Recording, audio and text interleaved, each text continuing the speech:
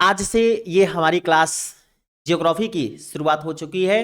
भौतिक भूगोल के मूल सिद्धांत क्लास 11th एनसीईआरटी से हम अपनी क्लास की शुरुआत कर रहे हैं, और जहां पर आपको अब डेली क्लासेस मिलेंगे। ऐसा इसलिए मैं कह रहा हूं क्योंकि आप लोगों को अभी थोड़े दिन पहले हमने एक आध वीडियो हमने दिया था, तो हमने आप लोगों को बताया था कि हमारा ऐप आ रहा है, ऐप आ गया था, उसको कस्टमाइज करना, सब वीडियो कैसे अपलोड करना है, क्या करना है, उन सब सारी चीज़ों पर मेरी ट्रेनिंग चल रही थी। मुझे ट्यूटोरियल दिया जा रहा था कि कैसे मुझे उस पर काम करना है, क्या करना है, तो इसलिए थोड़े से एक दो दिन देर हो गई।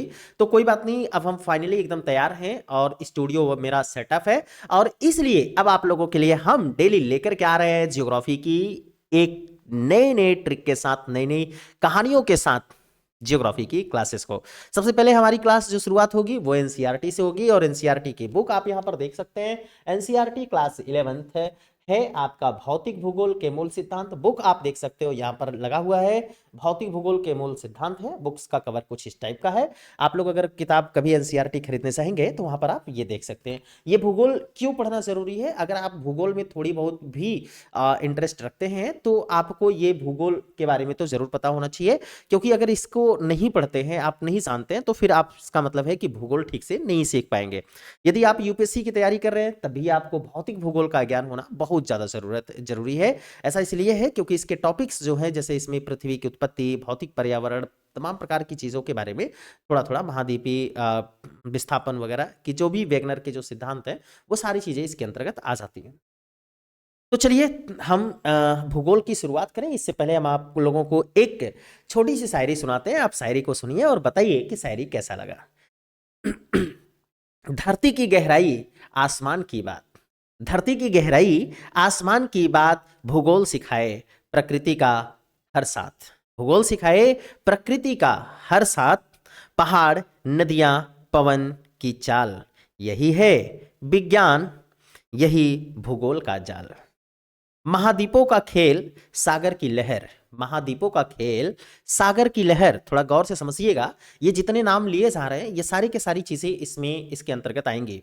इस बुक्स में हम इन सारी चीजों का अध्ययन करेंगे। तो महाद्वीपों का खेल, सागर की लहर, पठारों की कहानी, मिट्टी का सफर। महाद्वीपों का खेल, सागर की लहर, पठारों की कहानी, मिट्टी का सफर, सूरज की किरण, ऋतुओं की चाल। सूरज की किरण, ऋतुओं की चाल, सबका रहस्य भूगोल में बेमिसाल। ना केवल नक्शा, ना केवल रेखा, ना केवल नक्शा, ना केवल रेखा, ये जीवन का ज्ञान है, धरती का लेखा। ना कोई नक्शा, ना कोई रेखा, ये जीवन का ज्ञान है, धरती का लेखा।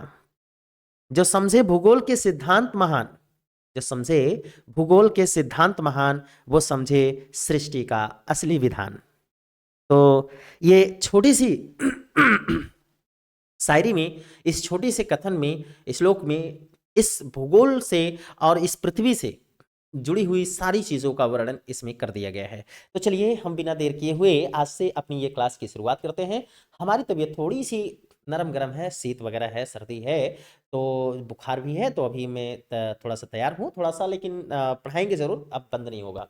सबसे पहले हम लोग पढ़ेंगे कैसे, वो हम आपको बता देते हैं कि देखिए, हर जो चैप्टर हम आपको पढ़ाएंगे उस चैप्टर से संबंधित जितने भी एनसीईआरटी में क्वेश्चन होंगे उन सारे क्वेश्चन को तो कराएंगे ही कराएंगे, साथ ही साथ हम प्रयास करेंगे कि कुछ और भी क्वेश्चन आपको उस एनसीईआरटी के चैप्टर के तहत बना करके आप लोगों के समक्ष प्रस्तुत करें। कुछ एक्स्ट्रा चीजें करेंगे, तभी जाकर के आपके यूपीएससी और पीसीएस जैसे आपके सपने पूरे हो सकते हैं। तो चलिए हम आपको दिखा देते हैं कि हमारे पास कुछ क्वेश्चंस हैं। जैसे इन क्वेश्चंस को आप थोड़ा सा ध्यान में रखेंगे, क्योंकि अभी जैसे ही चैप्टर खत्म होगा इसके बाद हम आप लोगों से इन क्वेश्चन के बारे में पूछेंगे, इन प्रश्नों के बारे में पूछेंगे, तो आप इन प्रश्नों का जवाब दीजिएगा। यहाँ पर दो प्रश्न आप देख पा रहे हैं, फिर इसके ऊपर भी हमारे पास हमने 3 स्लाइड में प्रश्नों को बना रखा है। यहाँ पर एक अगला प्रश्न है, आप देख सकते हैं, मिलान करने के लिए दिया है।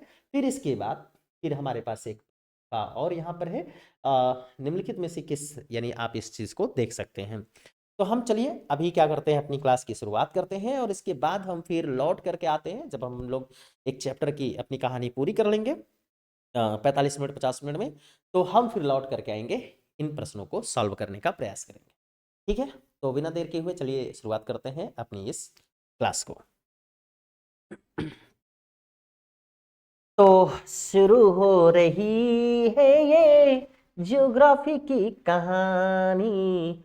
तो भाई हम लोग पढ़ने वाले हैं class 11th NCERT class 11th की किताब को। और इसमें जो हमारे पास जो चैप्टर है, where is my pen, digital pens here, यहाँ पर है भौतिक भूगोल के मूल सिद्धांत। हम इसको पढ़ने वाले हैं और इस बुक्स को हम लोग पढ़ेंगे। अगर आपके पास ये किताब है तो ठीक है, आप पढ़िएगा। अगर नहीं किताब है तो आप कोई दिक्कत नहीं, घबराने की जरूरत नहीं। यहाँ पर आपको पूरा का पूरा लेक्चर करा दिया जाएगा और साथ ही साथ आपको पीडीएफ भी दिया जाएगा।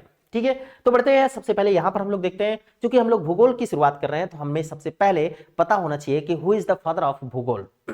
Who is the father of भूगोल? तो द फादर ऑफ जियोग्राफी आप देख रहे हैं एराटोस्थेनीज जो है, यहां पर ये भूगोल के जनक हैं, भूगोल के पिता कहे जाते हैं। अगर भूगोल के पिता की बात आती है तो इरेटोस्थेनीज हैं, जिन्होंने सबसे पहले भूगोल शब्द का प्रयोग किया था। ध्यान में रखेंगे, सबसे पहले भूगोल शब्द का प्रयोग किसने किया था? अगर ये बात कभी आपके पास आती है, ये क्वेश्चन कभी आपके पास आता है, तो ध्यान में रखेंगे कि सबसे पहले जियोग्राफी शब्द का प्रयोग, भूगोल शब्द का प्रयोग करने वाले कौन थे? तो इरेटोस्थेनीज महाशय व्यक्ति थे। इन्होंने, यहां पर आप देख सकते हो कि सबसे पहले भूगोल शब्द का प्रयोग किया था, ये देख सकते। ठीक है, तो सबसे पहले भूगोल शब्द का प्रयोग इन्होंने किया। चलो आगे बढ़ते हैं। और ये आप इनको पहले भी लेक्चर में हमने इंट्रोडक्शन की क्लास में हमने आपको बता रखा था। ठीक है, आगे बढ़ते हैं नेक्स्ट पैरे पर।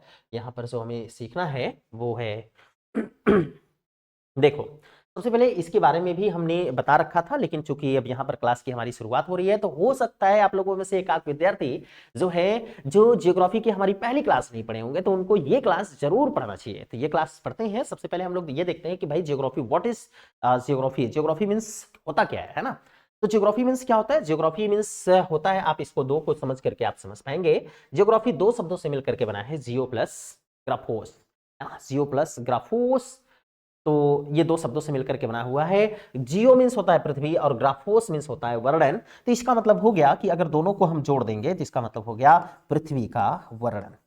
तो भाई पृथ्वी का वर्णन, ठीक है, तो ये हो गया पृथ्वी का वर्णन। तो ये ध्यान में रखना, ज्योग्राफी कितने शब्दों से मिलकर के बना हुआ है? ज्योग्राफी दो शब्दों से मिलकर के बना है, जियो प्लस ग्राफी, ग्राफोस। और ये दोनों ही ग्रीक वर्ड्स हैं, ये ग्रीक वर्ड्स हैं, ध्यान में रखेंगे। ये जियो और ग्राफोस दो शब्दों से मिलकर के बना है, ग्रीक वर्ड्स हैं, ये बात आप ध्यान में रखेंगे। कैसे वर्ड है? ग्रीक वर्ड है ना, ग्रीक वर्ड है, ग्रीक शब्द है, तो ग्रीक शब्दों से मिलकर के बना हुआ है और इसका मतलब होता है पृथ्वी का वर्णन। ठीक है, गॉट इट। यहां पर आप आगे बात करते हैं, इसके बारे में हमने कुछ डिटेल्स में चर्चा कर रखी थी पहले वीडियोस में। अगर आप नहीं देखे हैं तो वहां पर जाकर के आप देख सकते हैं। चलो आगे बढ़ते हैं भाई। और यहां पर हमारे पास है भूगोल क्यों पढ़ना चाहिए। सबसे पहली बात आती है कि भाई हमें भूगोल क्यों पढ़ना चाहिए। आप लोगों में से बहुत सारे विद्यार्थी हैं, आप लोगों का मन करेगा कि भाई भूगोल क्यों पढ़े? ना पढ़े यार, ना पढ़ेंगे, मन नहीं है तो नहीं है, नहीं पढ़ेंगे तो नहीं पढ़ेंगे। क्या जबरदस्ती पढ़ा लोगे क्या? आपका मन कर सकता है? तो भैया ये आपके मन से काम नहीं चलने वाला है। अगर आप यूपीएससी और आईएएस जैसे एग्जाम देना चाहते हैं, पीसीएस जैसे एग्जाम देना चाहते हैं, या आप कोई भी एग्जाम दे रहे हैं, तो आपको ज्योग्राफी पढ़ना चाहिए, है ना। और ज्योग्राफी क्यों पढ़ना चाहिए ना? तो मन करता है ऐसे भी, आप मन कर देगा अरे क्यों पढ़े यार, ना पढ़ेंगे, हमारा मन ना पढ़ेंगे। तो आपके मन से काम नहीं होने वाला है, आपको पसंद हो या ना हो, लेकिन आपको पढ़ना पड़ेगा। क्योंकि पढ़ना इसलिए पड़ेगा क्योंकि इससे एग्जाम में आपके क्वेश्चन पूछे जाते हैं और साथ ही साथ ये हमारे जीवन से भी बहुत गहराई से जुड़ा हुआ है। तो चलो सबसे पहले देखते हैं कि ज्योग्राफी हमें क्यों पढ़ना चाहिए। भाई सीधी सी बात है, ज्योग्राफी हमें इसलिए पढ़ना चाहिए क्योंकि हम लोग धरती पर रहते हैं।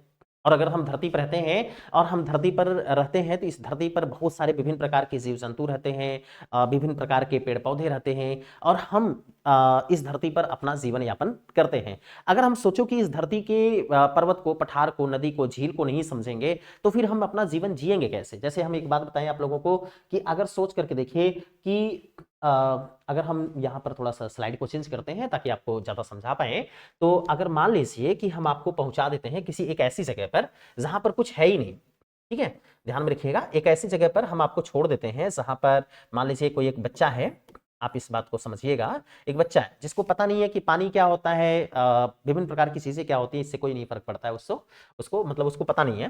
तो इस बच्चे को कहीं पर, कोई बच्चा है और इस बच्चे को कहीं पर छोड़ दिया जाता है, तो बताओ ये फिर क्या करेगा? ये, या जैसे आप ही मान लीजिए कहीं पर रेगिस्तान में पहुंचे, चलिए छोड़िए बच्चे को छोड़ते हैं और हम आपको पहुंचा देते हैं रेगिस्तान में। सोच करके देखिए कि आप रेगिस्तान में हो, है ना, आप कहाँ हो? रेगिस्तान में। आपको रेगिस्तान में छोड़ दिया जाता है। आप सोच करके देखो कि ये आप हो, आप, है ना, और आप कितने सुंदर लग रहे हो, ये देख लो आप लोग, है ना, कितने सुंदर सुंदर सुंदर सुंदर, ये देखो।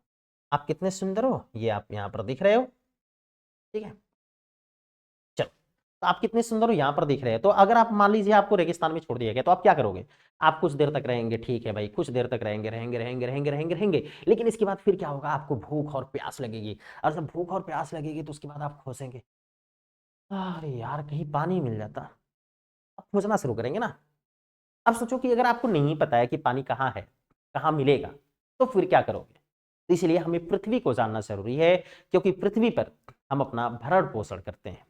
मानव ने शुरुआत से ही, अगर हम आदिम मानव की बात कर लें, आदिम मानव, ये आदिम मानव वही मानव है जिसको आप क्या आदिम मानव कहते हैं, ठीक है।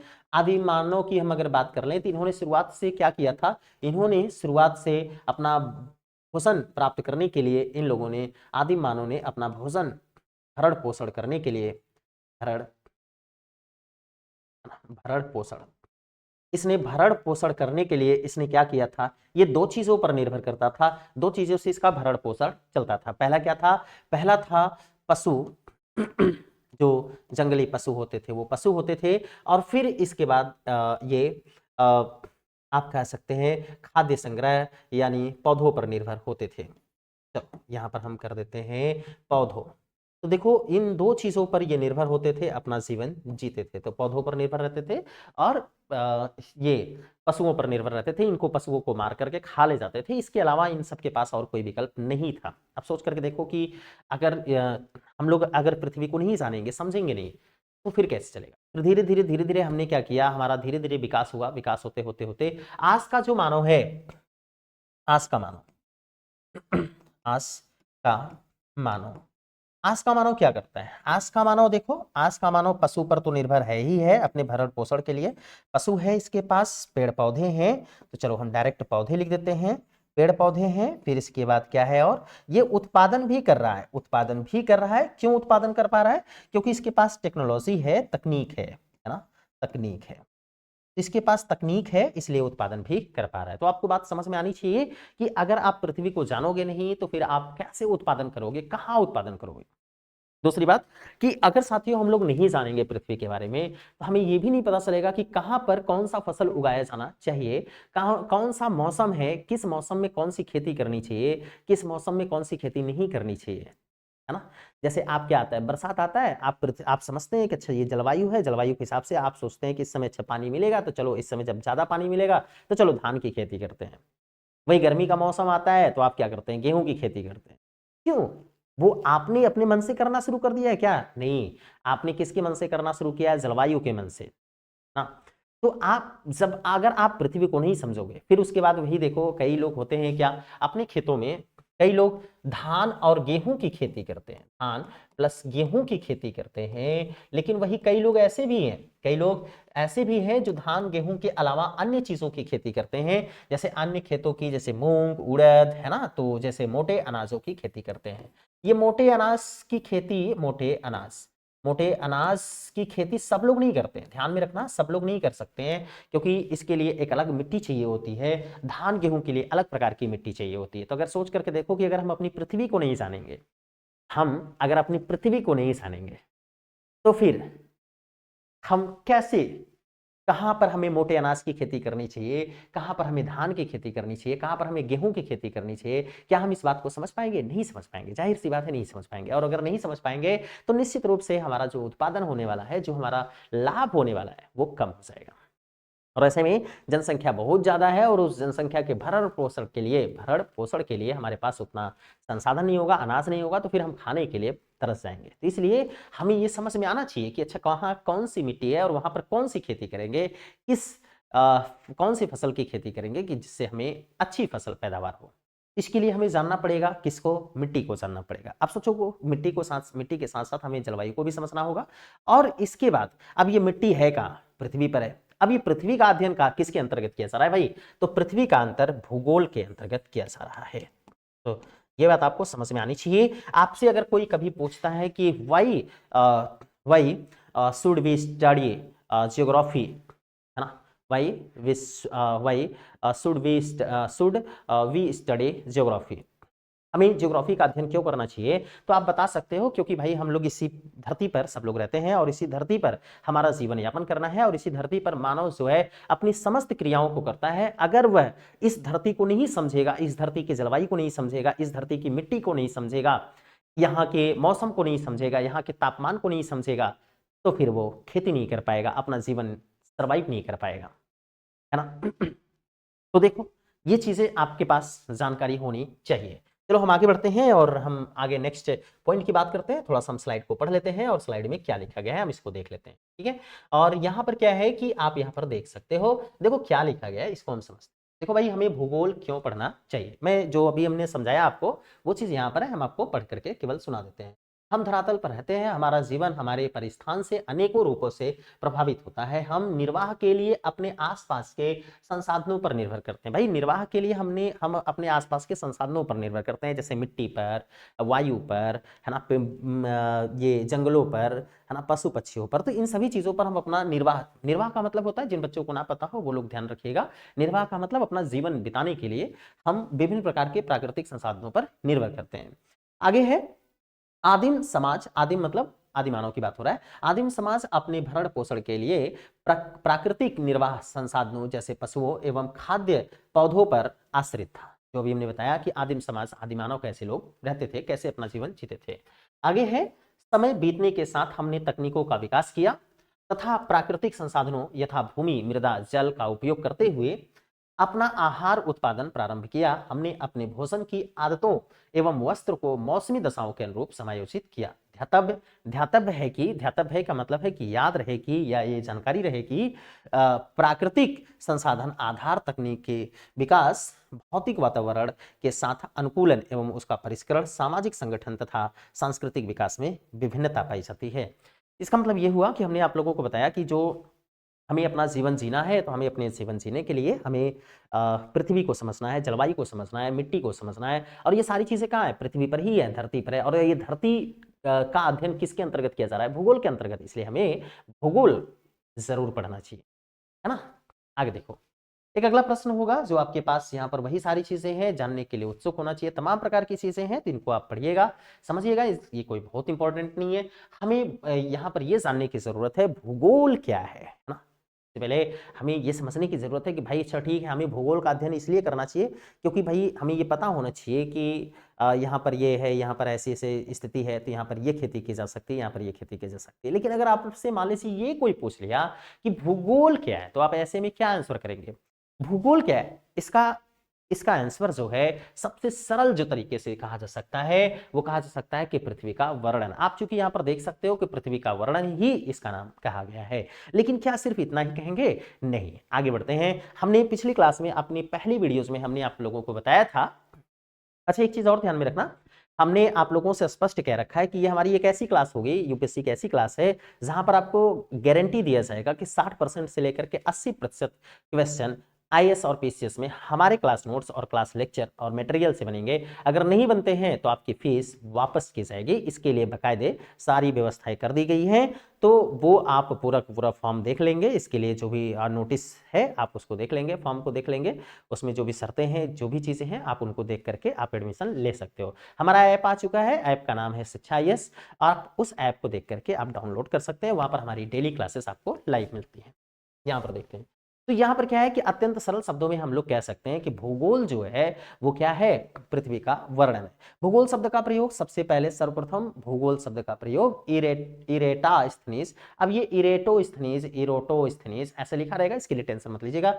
इरेटोस्थनीज ने किया था, जो कि एक ग्रीक विद्वान थे, और इन्होंने ग्रीक भाषा के दो शब्द थे, एक था जियो और दूसरा था ग्राफोस, जो कि अभी हमने आपको थोड़ी देर पहले समझा दिया। इन शब्दों से मिलकर के वर्णन से किया गया है, दोनों का एक साथ रखने पर इसका अर्थ बनता है पृथ्वी का वर्णन। पृथ्वी को सर्वदा मानव के आवास के रूप में देखा गया। सही बात है। पृथ्वी पर जो है, पृथ्वी को जो है भूगोलवेत्ताओं के द्वारा, जो भूगोलवेत्ता हैं, भूगोल के जानकार व्यक्ति हैं या भूगोल के वैज्ञानिक जो हैं, उनका मानना है कि भाई भूगोल जो है, पृथ्वी जो है वो मानव का आवास है। ठीक है। इसलिए भूगोल की एक नई परिभाषा या भूगोल को एक नए तरीके से भी कहा जा सकता है, वो और क्या कहा जा सकता है, आप यहां पर देख सकते हो। कहा गया कि पृथ्वी को सर्वदा मानव के आवास के रूप में देखा गया है, और इस दृष्टि से विद्वान भूगोल को मानव के निवास के रूप में पृथ्वी का वर्णन परिभाषित करते हैं। तो मानव के निवास के रूप में पृथ्वी का वर्णन परिभाषित करते हैं। आप ये भी कह सकते हो कि भूगोल क्या है, पृथ्वी का वर्णन है, आप ऐसा भी कह सकते हो। और दूसरा ये भी कह सकते हो कि भूगोल क्या है, तो आप कह सकते हो कि मानव क्या निवास है, तो मानव का जहां निवास है उसी को हम पृथ्वी कहते हैं। ठीक है, तो ये कहने का तरीका अलग अलग है, क्योंकि यहाँ पर ऐसा माना जाता है। अब देखो एक शब्द है, यहाँ पर जो शब्द है वो है यथार्थता। यथार्थता, इस शब्द को समझना बहुत जरूरी है। बहुत सारे टीचर्स क्या करते हैं, इस चीज को नहीं पढ़ाते। हम आपको बता दें कि ये भूगोल एक विषय के रूप में, इस चैप्टर का नाम है, पहला चैप्टर है, इकाई नंबर 1 है, भूगोल एक विषय के रूप में। बहुत सारे टीचरों का मानना है कि इस चैप्टर को नहीं पढ़ाना चाहिए, लेकिन मैं आज आपको बताता हूं कि इस चैप्टर को क्यों पढ़ना चाहिए। बहुत सारे टीचरों का मानना है कि ये मेंस में ऑप्शनल में पूछा जाता है, तो जो विद्यार्थी ऑप्शनल जियोग्राफी लेंगे उनको ये पढ़ना चाहिए। लेकिन मैं आपको 100% कह सकता हूं कि जरूरी नहीं है कि आप ऑप्शनल लें तभी इसको पढ़ें। आप जीएस के तौर पर अगर आप पढ़ाई कर रहे हैं तभी आपको इस चैप्टर को पढ़ना चाहिए। इस चैप्टर के जो शब्द हैं उन शब्दों को भी समझना चाहिए। एक जैसे शब्द है यहां पर यथार्थता, बहुआयामी होती है। तो सबसे पहले हम यथार्थता की बात कर लेते हैं कि ये यथार्थता का मतलब क्या होता है, फिर इसके बाद लौट करके आते हैं, इसको समझाते हैं आपको। ठीक है, चलो। तो साथियों देखो, एक शब्द है यथार्थता, यथार्थता।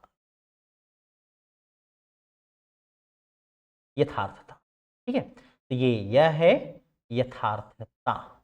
ठीक है, तो यथार्थता शब्द है। अब इस यथार्थता का मतलब क्या होता है, यथार्थता का मतलब होता है वास्तविक जो है ना। ध्यान से मेरी बात को सुनिएगा, यथार्थता मीन्स होता है वास्तविक जो है ना। ये चीज ध्यान में रखिएगा, यथार्थता मीन्स वास्तविक। आप इसको वास्तविक से समझ सकते हो, आप इसको वास्तविक कह सकते हो, वास्तविक। तो ये बात आप ध्यान रखें, यथार्थता मीन्स वास्तविक। Got it.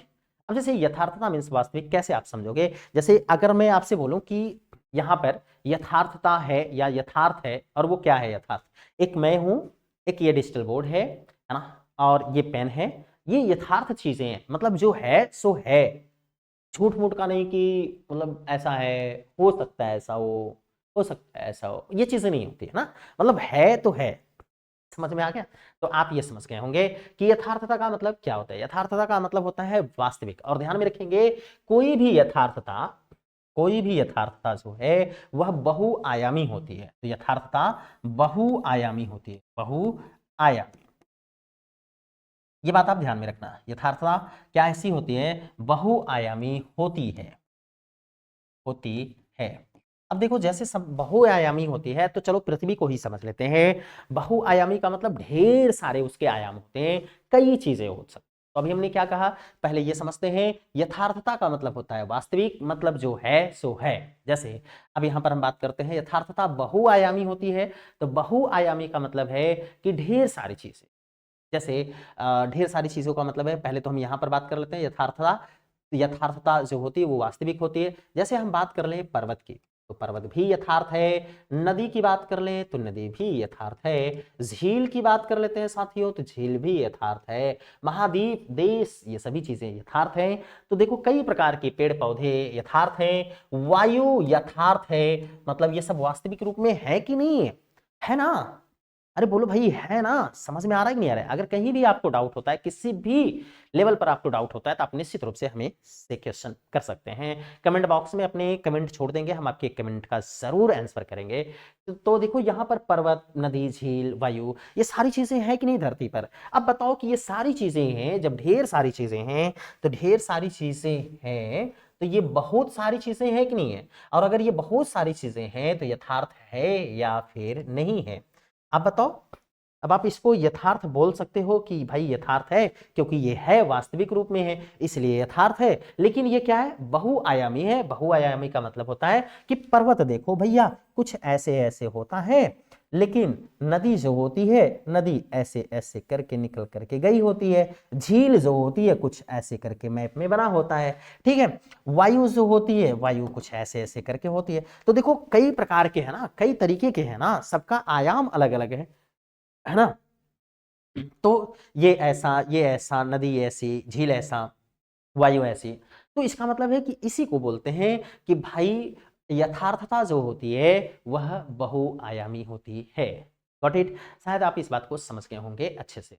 ठीक है, तो आपसे अगर कभी कोई पूछे कि यथार्थता क्या होती है, बहुआयामी होती है। अब एक बात बताओ कि अगर आप भूगोल पढ़ते हो और भूगोल पर आपको ये नहीं पता कि यथार्थता मतलब जो वास्तविक रूप में है, जैसे नदी, झील, पर्वत, पठार ना जो भी है, तो वो बहुआयामी है कि नहीं है, तो इसका मतलब है कि आपसे अगर कभी कोई पूछे कि भूगोल जैसा सब्जेक्ट जो है क्या वो बहुआयामी है या नहीं है, तो आप सीधी सी बात कर सकते हैं कि सर भूगोल जो है वो भी बहुआयामी है। बहुआयामी कैसे है? क्योंकि इस पर बहुत सारी चीजें अलग अलग प्रकार की दिखाई दे रही हैं। आप इसको ऐसे ही समझ लेना। ठीक है, चलो आगे पढ़ लेते हैं इसको हम। इसमें जो है यहाँ पर हम आपको दिखाते हैं। तो अच्छा भाई यहाँ पर देख, ठीक है, तो देखो यहाँ पर, यहाँ हम आपको मार्क करके लेकर चलते हैं ताकि आप इसको समझ पाए और ध्यान दे पाए। देखो यहाँ पर क्या है, कह रहा है कि यहाँ से यथार्थता बहुआयामी होती है तथा पृथ्वी भी बहुआयामी है। ये बात है भाई, यथार्थता बहुआयामी होती है, पृथ्वी भी बहुआयामी है। कैसे? क्योंकि पृथ्वी पर बहुत सारी चीजें हैं, अलग अलग प्रकार के पर्वत, पठार, नदी, झील, तमाम प्रकार की चीजें हैं, तो बहुआयामी है।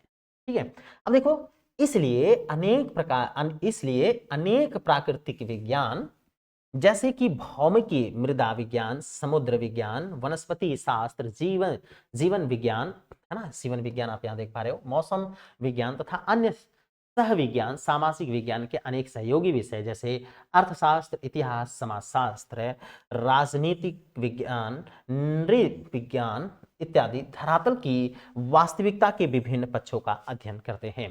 तो बताओ कि अब समझ में आया कि नहीं आया? तो बहुत सारी ना बहुआयामी है कि नहीं है? पृथ्वी बहुआयामी है। बहुआयामी का मतलब बहुत सारी चीजें हैं और उन सारी चीजों का अध्ययन करने के लिए अलग अलग विज्ञान की शाखाएं भी बनाई गई हैं।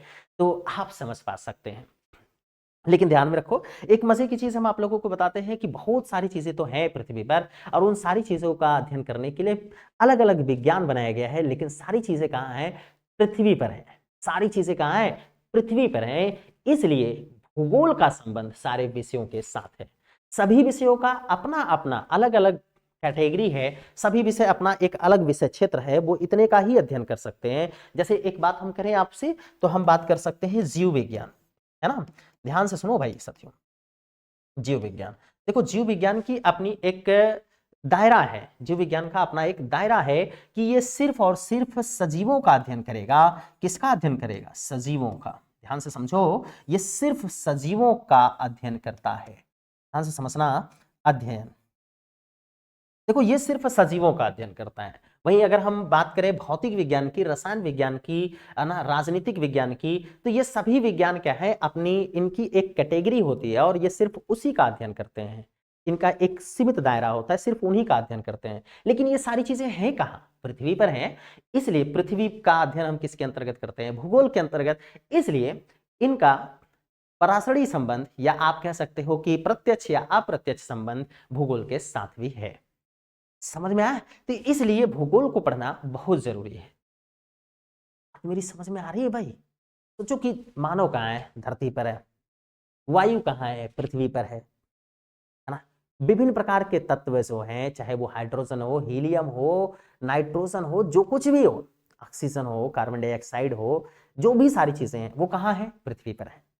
अब आप ये मत कहिएगा कि पृथ्वी, पृथ्वी का मतलब है कि या तो वो पृथ्वी के अंदर होंगे या तो पृथ्वी के ऊपर होंगे, वायु में होंगे, लेकिन है तो जरूर, तो पृथ्वी से ही तो जुड़े हैं।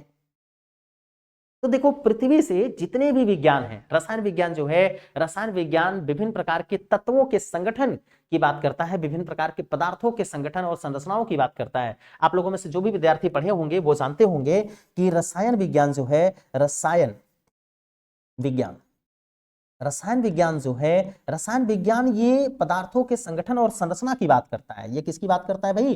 पदार्थों के संगठन प्लस संरचना। ये रसायन विज्ञान जो है ये पदार्थों के संगठन और संरचना का अध्ययन करता है, लेकिन ये पदार्थ है कहां? पृथ्वी पर ही ना। तो पृथ्वी का अध्ययन किसके अंतर्गत किया जाता है? भूगोल के अंतर्गत। इसलिए रसायन विज्ञान का भी संबंध कहीं न कहीं भूगोल से है, ज्योग्राफी से है। तो कहने का मतलब है कि अगर आप सोचो कि अगर आपसे कोई पूछता है कि भाई भूगोल क्या है, तो आप क्या बताओगे? सोचो, सोचो, सोचो। अभी आगे बात करते हैं, है ना? देखो, तो पहले आपको यथार्थता का मतलब समझ में आना चाहिए। यथार्थता बहुआयामी होती है और पृथ्वी भी बहुआयामी है, और इसलिए यहाँ पर हर एक चीज का अध्ययन करने के लिए अलग-अलग विज्ञान की शाखाएं बना दी गई। आगे बात करते हैं हम लोग यहाँ पर, आपको ताकि और चीजों को हम समझा पाए, आप यहाँ पर देख सकते हैं कि भूगोल अन्य विज्ञानों से विषय वस्तु तथा विधि तंत्र में भिन्न है। सही बात है, सभी विज्ञानों का अपना एक निश्चित दायरा होता है, लेकिन भूगोल तो सबके साथ जुड़ा हुआ है, क्योंकि सारी चीजें कहाँ है? पृथ्वी पर है। तो मतलब कौन? सबकी मम्मी कौन? सबका पालन पोषण कौन? सबसे बड़ा कौन? तो भूगोल, सबसे बड़ा भूगोल। देखो जैसे यहाँ पर है, भूगोल अन्य विज्ञानों से विषय वस्तु तथा विधि तंत्र में भिन्न है, परंतु साथ ही अन्य विषयों से इसका निकट का संबंध है। भूगोल सभी प्राकृतिक एवं सामाजिक विषयों से सूचनाधार प्राप्त कर उसका संश्लेषण करता है। देखो भूगोल जो है ना, भूगोल सारे विज्ञानों से जुड़ा हुआ है, हर एक विज्ञान से जुड़ा हुआ है, क्योंकि भूगोल क्या करता है? कुछ सूचनाएं रसायन विज्ञान से प्राप्त करता है, भूगोल जो है कुछ सूचनाएं भौतिक विज्ञान से प्राप्त करता है, भूगोल जो है कुछ सूचनाएं, सूचनाओं का मतलब डेटा, जो कुछ भी पढ़ाई लिखाई होती है, तो कुछ चीजें जो विज्ञान से सीखता है। भूगोल जो है कुछ चीजें आपके सामाजिक विज्ञान से लेकर के आता है, जैसे इतिहास से, राजनीतिक विज्ञान से, अर्थशास्त्र से, तो सारे विषयों से जुड़ा हुआ है ना, सारी चीजों से लेकर के ये डेटा को बनाता है। इसलिए भूगोल को समझना बहुत जरूरी है, तो ध्यान में रखना।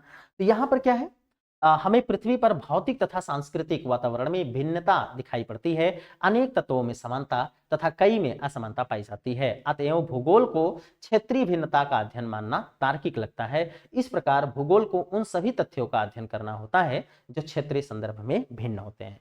अब ये लाइन क्या कह रहा है कि ये लाइन कहता है, साथियों की ध्यान में रखना, ये लाइन ये कहता है कि अगर भूगोल जो है, आप सोच करके देखो, चलो आपसे ही सोचने के लिए बोलते हैं और आप सोचेंगे, क्योंकि मुझे पता है आप लोग सोचने में बहुत आगे हैं। ठीक है, तो अगर हम लोग बात करें, सोच करके देखो कि अगर ये हमारा कोई एक क्षेत्र है, चलो हम लोग यूपी से हैं तो यूपी की बात कर लेते हैं, या फिर हम एमपी की बात कर लेते हैं। ठीक है, चलो मध्य प्रदेश की बात कर लेते हैं। ये एक मान लो कि मध्य प्रदेश का क्षेत्र है और इस मध्य प्रदेश के क्षेत्र में हम लोग हैं। एक बात बताओ कि इस मध्य प्रदेश के क्षेत्र में क्या पूरे मध्य प्रदेश में जलवायु एक ही जैसी है, स्थिति एक ही जैसी है, या फिर अलग अलग है? जाहिर सी बात है अलग अलग होगा, हर जगह एक जैसी नहीं है। आप जैसे किसी भी राज्य से हो, चाहे यूपी से हो, बिहार से हो, झारखंड से हो, कहीं से भी, गुजरात से हो, उत्तराखंड से हो, है ना, उड़ीसा से हो, कहीं से भी हो, दक्षिण भारत के किसी भी राज्य से हो, तो आप देखेंगे कि उस राज्य में भी जो है भिन्नता दिखाई पड़ती है। आप देख पा सकते हैं कि पूरे राज्य में एक जैसी खेती नहीं होती है, पूरे राज्य में एक जैसी स्थिति नहीं होती है, पूरे राज्य में एक ही जैसा पानी नहीं मिलता है, पूरे राज्य में एक ही जैसी भाषा नहीं बोली जाती है। आप लोग जानते होंगे, थोड़ी थोड़ी दूर पर अंतर आपको दिखाई देता है, आप ये जानते हैं, है ना?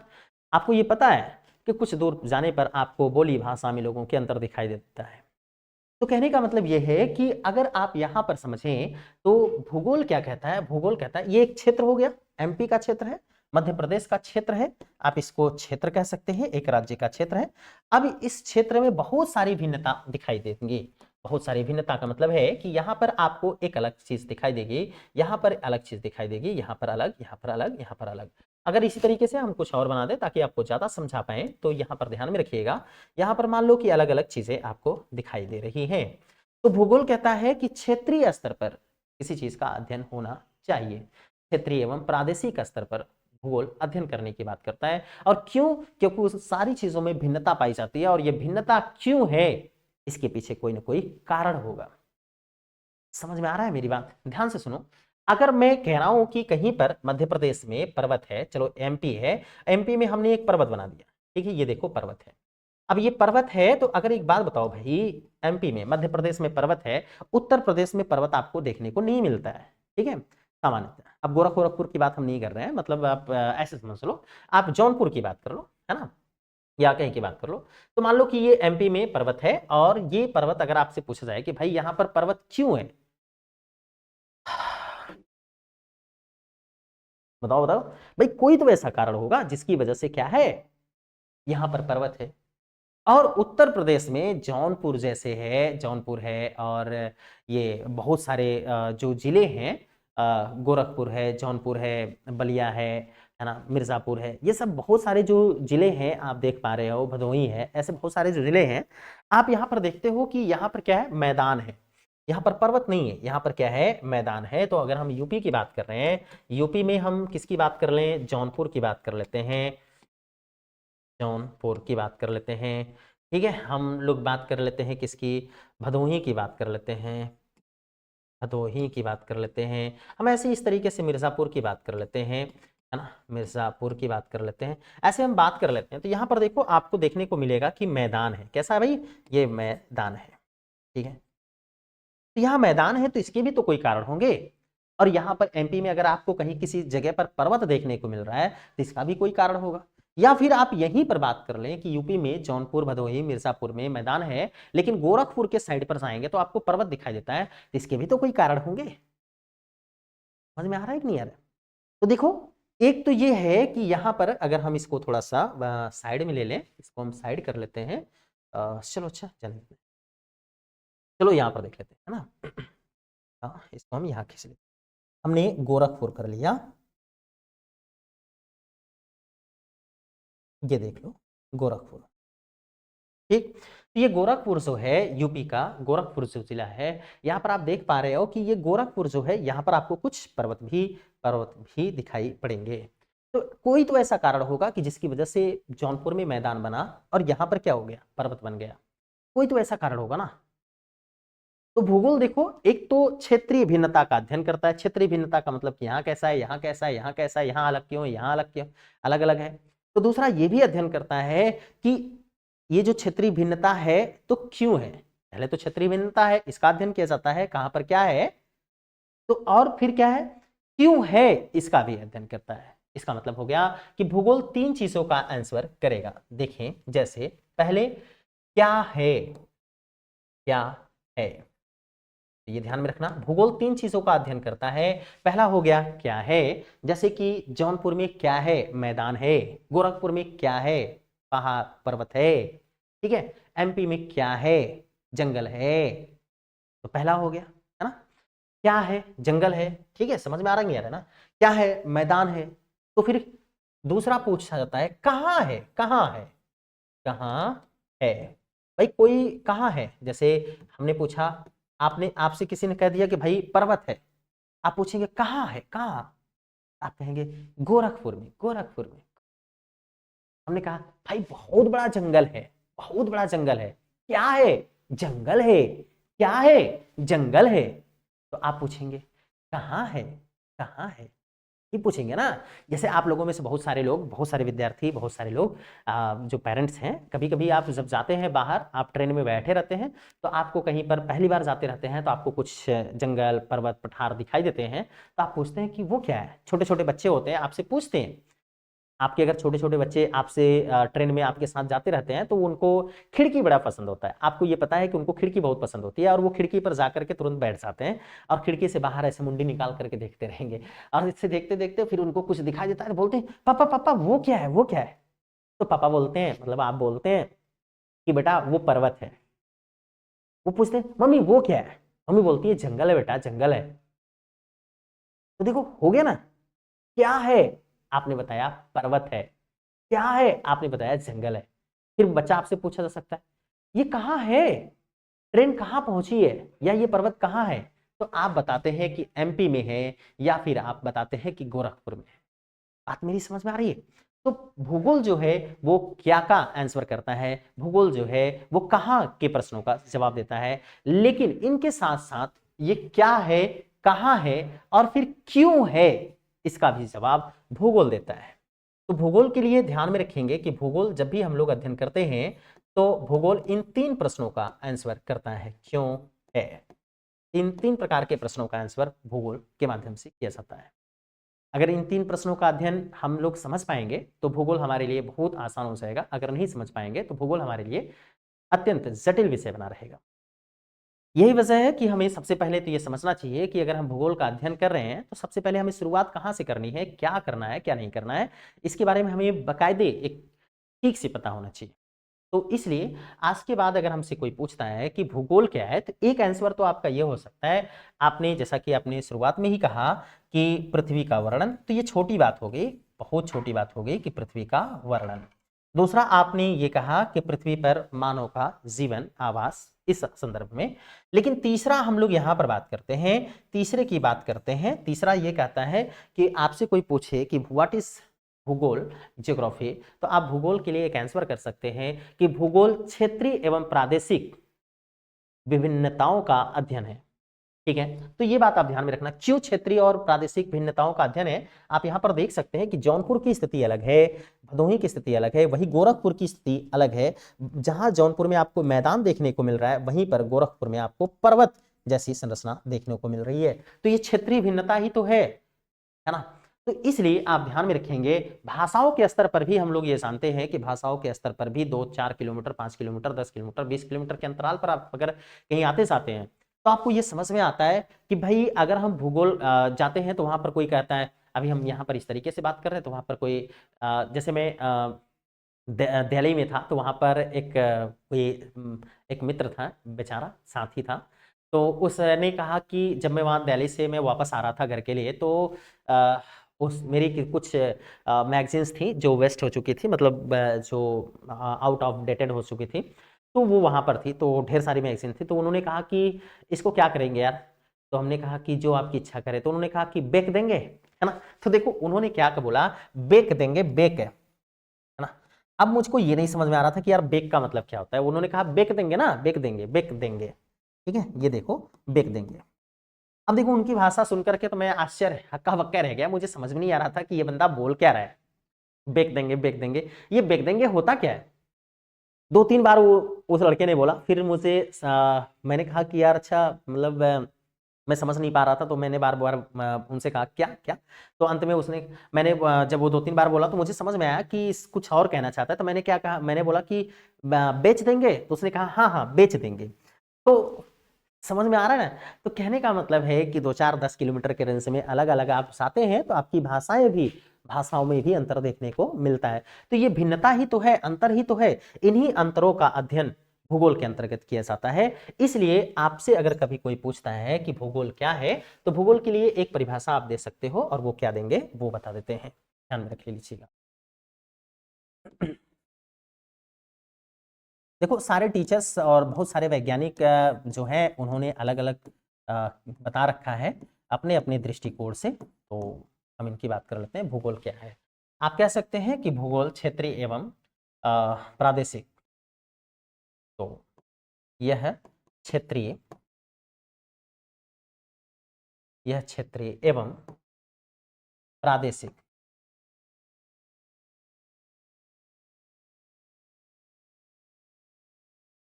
भिन्नताओं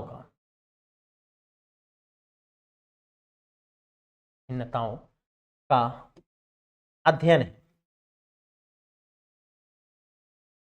ध्यान में रखना, है ना। यह क्षेत्रीय एवं प्रादेशिक भिन्नताओं का अध्ययन है कि मतलब भाई क्यों ये भिन्नता है, क्यों ये अंतर है। और ध्यान में रखिएगा क्यों है इसका भी अध्ययन, कहाँ क्या है ये तो भी किया जाता है। और इसका अध्ययन कितने के अंतर्गत किया जाता है, ये क्षेत्रीय एवं प्रादेशिक भिन्नताओं का अध्ययन किन किन चीजों के अंतर्गत किया जाता है। तो इसका अध्ययन 3 बिंदुओं के अंतर्गत किया जाता है। आप कह सकते हो कि 3 बिंदुओं के अंतर्गत किया जाता है। पहला है क्या, मतलब क्या है। दूसरा जो है आपके पास है कहाँ,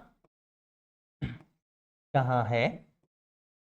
और तीसरा जो है आपके पास है क्यों, क्यों है।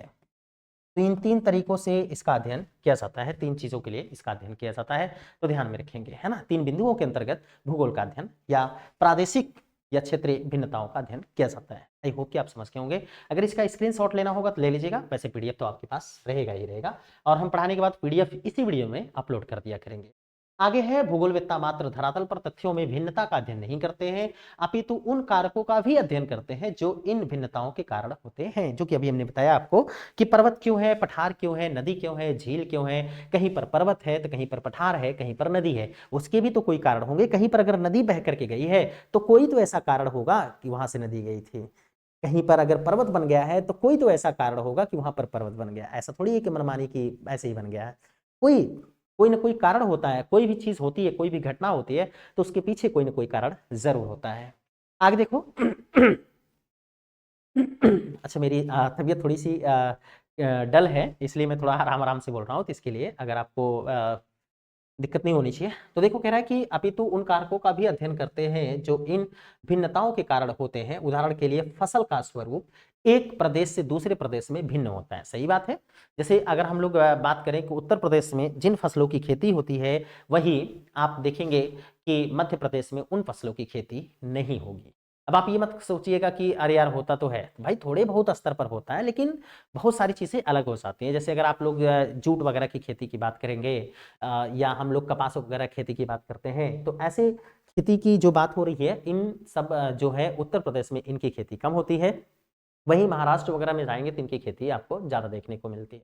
तो हर जगहों पर क्या है, फसलों के जो फसल उगाए जा रहे हैं वो अलग अलग हैं। अभी उत्तर प्रदेश में कुछ जैसे क्षेत्रों में जो कुछ खेती हो रही है, वो खेती जो है वो सीमित स्तर पर है। लेकिन कहीं कहीं पर, जैसे अगर हम गन्ने की बात कर लें, तो गन्ना हालांकि उत्तर प्रदेश में काफी ज्यादा मात्रा में बोया जाता है, लेकिन हर जिले में ऐसा नहीं है।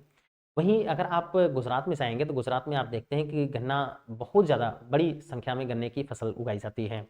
तो कहने का मतलब है प्रदेश स्तर पर आप देख रहे हैं, तो इसीलिए ये कह रहा है कि भाई केवल ये तो भिन्नता हो गई कि भाई एक जगह कुछ और उगाया जा रहा है, दूसरी जगह कुछ और उगाया जा रहा है, लेकिन क्यों, इसका भी अध्ययन भूगोल करता है। इसीलिए यहां पर लिखा है उदाहरणार्थ फसल का स्वरूप एक प्रदेश से दूसरे प्रदेश में भिन्न होता है, किंतु यह भिन्नता एक तथ्य के रूप में मिट्टी, जलवायु, बाजार में मांग, किसानों की व्यय क्षमता, तकनीकी निवेश की उपलब्धता आदि में भिन्नता से संबंधित होती है। सही बात है कि भाई अगर कहीं पर कोई खेती हो रही है तो उसके पीछे कई कारण हो सकते हैं, कहीं पर अगर कोई खेती नहीं हो रही तो उसके भी कई कारण हो सकते हैं, कई पहलू हो सकते हैं कि मिट्टी अच्छी ना हो, उसके कारण भी ना हो। ये सारी चीजें हमने आपको समझा रखा है, इसके बारे में हमें अब ज्यादा पढ़ने की जरूरत नहीं। इस प्रकार भूगोल की दिलचस्पी किन्हीं दो तत्वों या एक से अधिक तत्वों के मध्य कार्य कारण संबंध को ज्ञात करने में होता है। तो ये सब आप टेंशन मत लीजिएगा, ये सब चीजें हमने समझा रखा है। आगे है यहाँ पर परिवर्तनशील है वगैरह वगैरह। तो भाई हमें क्या करना है, भूगोल एक गत्यात्मक विषय है। अगर आपसे कभी कोई पूछा जाए कि भूगोल कैसा विषय है, एक प्रश्न यहाँ पर ध्यान में रखेंगे। एक हम आपसे कह रहे हैं कि भूगोल ध्यान में रखेंगे, भूगोल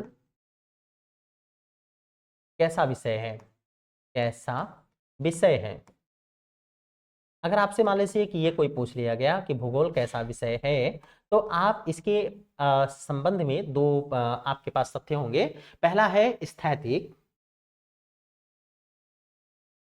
स्थैतिक, और दूसरा जो ऑप्शन है वो है गत्यात्मक, गत्यात्मक, है ना।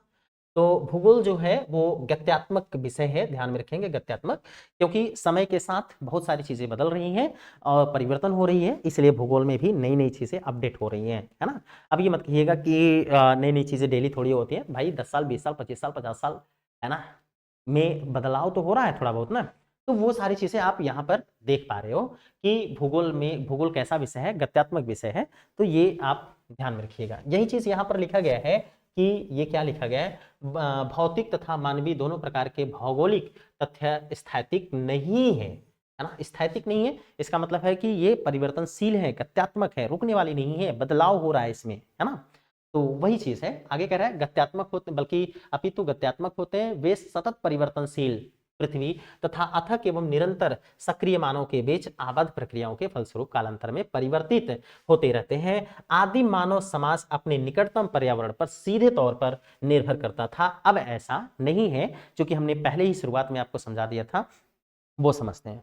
भाई धीरे धीरे पृथ्वी जो है गत्यात्मक विषय है, भूगोल जो है वो एक गत्यात्मक विषय है, और लगातार इसमें परिवर्तन हो रहा है। और इसमें परिवर्तन ना केवल पर्यावरण के कारण हो रहा है, बल्कि मानव के कारण, मानव के हस्तक्षेप द्वारा मानव अपनी तकनीकों से भी परिवर्तन कर रहा है अपने आसपास के क्षेत्रों में। जैसे आज हम लोग विभिन्न प्रकार की तकनीक ला करके, अभी बहुत गर्मी लगने लगती है तो इस कमरे में हम एसी लगा देंगे और इतने में हमने जलवायु को परिवर्तित कर दिया, वायुमंडल को हमने चेंज कर दिया। तो आप ये समझ सकते हैं, है ना। तो मानव आज अपनी तकनीक के माध्यम से, जहां पर पहले आदिम मानव था, आदिमानव जो था वो पहले अपनी सारी चीजों के लिए पेड़ पौधों पर निर्भर होता था, लेकिन आज का मानव जो है वो अपनी सारी चीजों के लिए सिर्फ और सिर्फ पेड़ पौधों पर निर्भर नहीं होता है, बल्कि वो अपनी तकनीक के माध्यम से उसमें कुछ परिवर्तन करने का भी प्रयास कर लेता है। ठीक है, जैसे हम आपको दिखाएं तो आप यहाँ पर देख सकते हैं। जैसे अगर हम यहाँ पर बात करते हैं साथियों, तो आप देख सकते हो कि जैसे आदिम मानव जो था, आदिम मानव, आदिम मानव का मतलब है आदि मानव। तो ये आदिम मानव जो था, आदिम मानव अपनी सारी जीवन यापन के लिए वो क्या करता था, पेड़ पौधों पर, प्राकृतिक पर निर्भर था, प्रकृति पर निर्भर था। लेकिन आज का जो मानव है वो सिर्फ प्रकृति पर निर्भर नहीं है कि भाई तुम दोगे तभी हम लेंगे, नहीं तो नहीं लेंगे। आज वो क्या करता है, वो कहता है कि प्रकृति अगर तुम नहीं भी दोगे ना तब भी मैं ले लूंगा तुमसे। समझ में आ रहा है? आज तुम नहीं भी दोगे ना तब भी मैं ले लूंगा। जैसे आप ऐसे समझ सकते हो, आज का मानव तकनीक इतना आगे विकास कर रखा है तकनीक में कि आज का मानव क्या करता है, आज का मानव, पेड़ पौधों ने लकड़ी दी लेकिन मनुष्य ने वस्त्र बना लिया। तो देखो, पेड़ पौधों ने वस्त्र नहीं दिया, मानव को पेड़ पौधों ने वस्त्र नहीं दिया, बल्कि उसने लकड़ी दी, वो पेड़ पौधे वे जंगल उगे और उससे उन्होंने क्या कर रखा, उसने बना रखा क्या, वस्त्र। वहीं अभी एक कविता भी हम इस पर सुनाएंगे, बहुत शानदार सी कविता है, मजा आएगा आपको सुन करके। अगर हम बात करें कि जो है ये, लेकिन आदिम मानव जो था, आदिम मानव जो था ये प्रकृति पर ही निर्भर था, इसीलिए ये पत्ते को ही लपेट लेता था अपना, जो थोड़ी बहुत इसको जानकारी हुई तो ये पत्ते को लपेट करके अपने अंगों को ढक लेता था। लेकिन आज का मानव ऐसा नहीं है। आज का मानव कहता है कि हम तुम्हारे पत्ते उत्ते को नहीं लपेटेंगे, हम तुम्हारे ऊपर निर्भर नहीं है पूरी तरीके से। ध्यान में रखना, पूरी तरीके से मैं बात कर रहा हूं। आज का मानव कहता है कि भाई अगर तुम नहीं दोगे ना कपड़े तभी मैं तुमसे ले लूंगा, तुमसे बना लूंगा, तुम में संशोधन करके, तुम में परिवर्तन करके, मॉडिफाई करके तुम में हम अपने अनुकूल तुम्हें बनाएंगे। और आज का मानव कर भी रहा है। जैसे पर्यावरण ने क्या कर रखा है, भूगोल ने क्या कर रखा है। अगर हम भूगोल की बात करें तो भूगोल ने, ध्यान से समझ सकते हो, भूगोल ने मिट्टी दिया है मानव को। ये मिट्टी कौन बनाया, क्या किसी मानव ने बनाया? नहीं बनाया ना। तो मिट्टी को किसने बनाया? भूगोल ने बनाया, प्रकृति ने बनाया। लेकिन मिट्टी से दीपक किसने बना दिया? अगर हम दीपक की बात करें तो ये दीपक किसने बना दिया? ये बनाया मानव ने, मानव।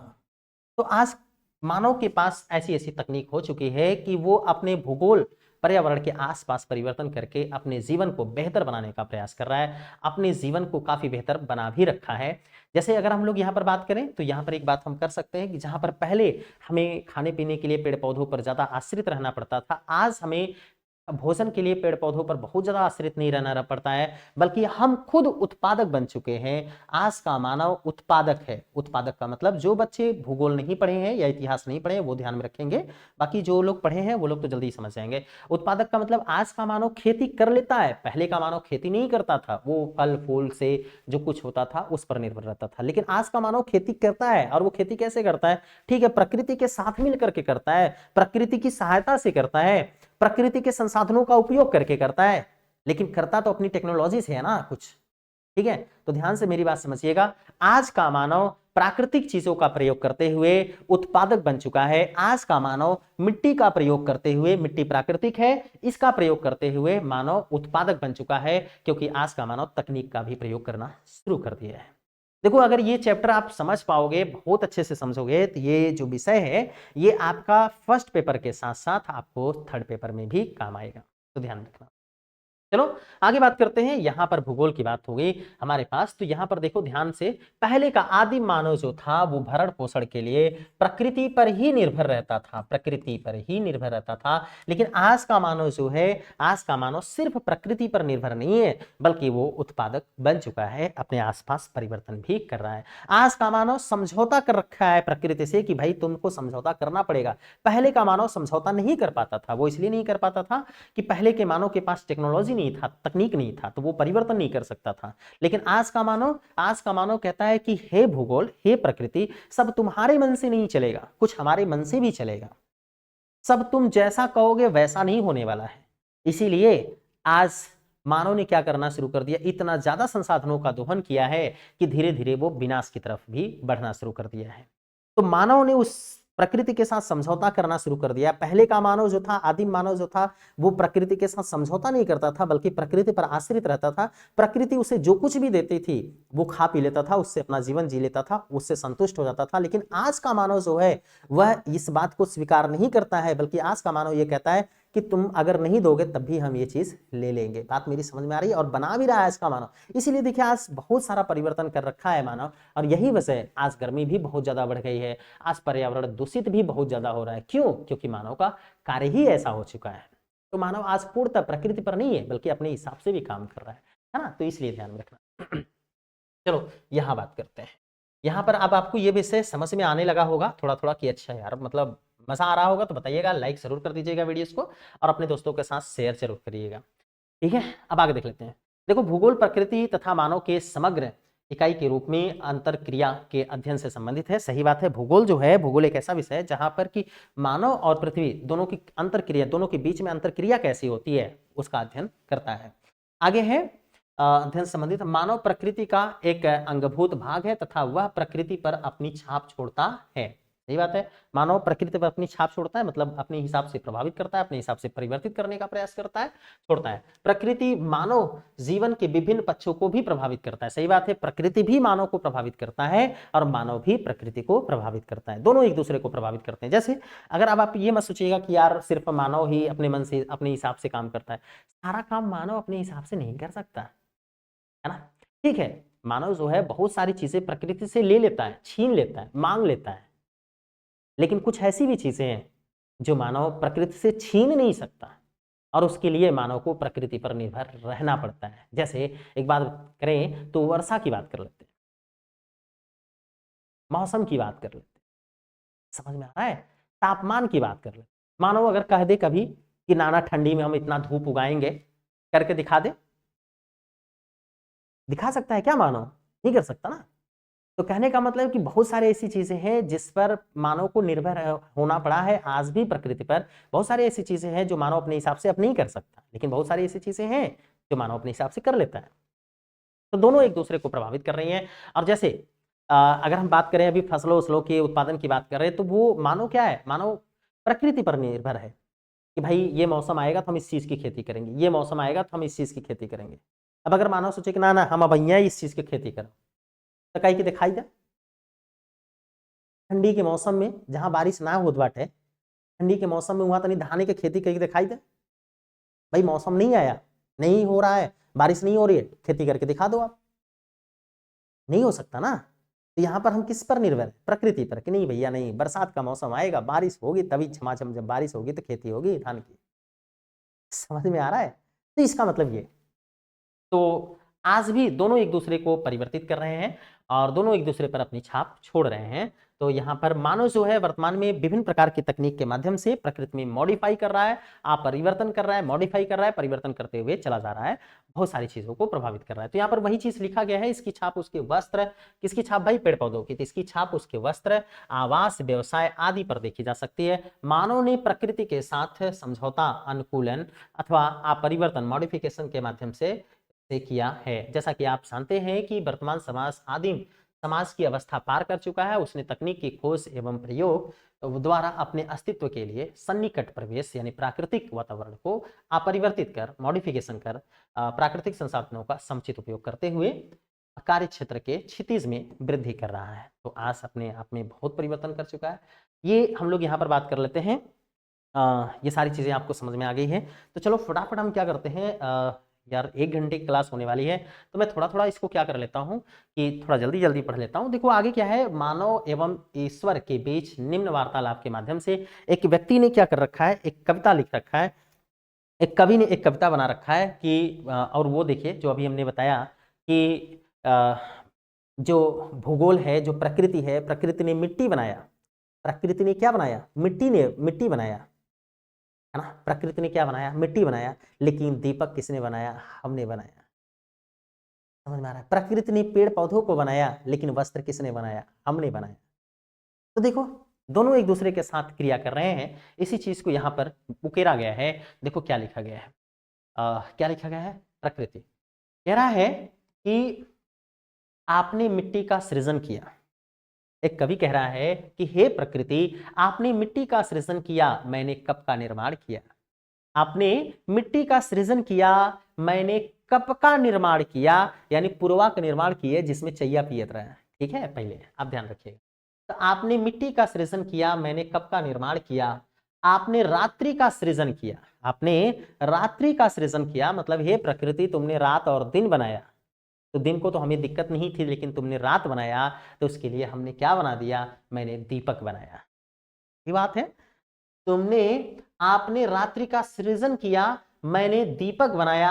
आपने बंजर भूमि, पहाड़ी भूभाग एवं मरुस्थलों का सृजन किया, मतलब पर्वत बनाया, पठार बनाया, नदी बनाया, झील बनाया। और मैंने फूलों की क्यारियां तथा बाग बगीचे बनाए। ये कौन कह रहा है, कवि कह रहा है कि आपने बंजर भूमि बनाया, उसमें खेती नहीं होती थी।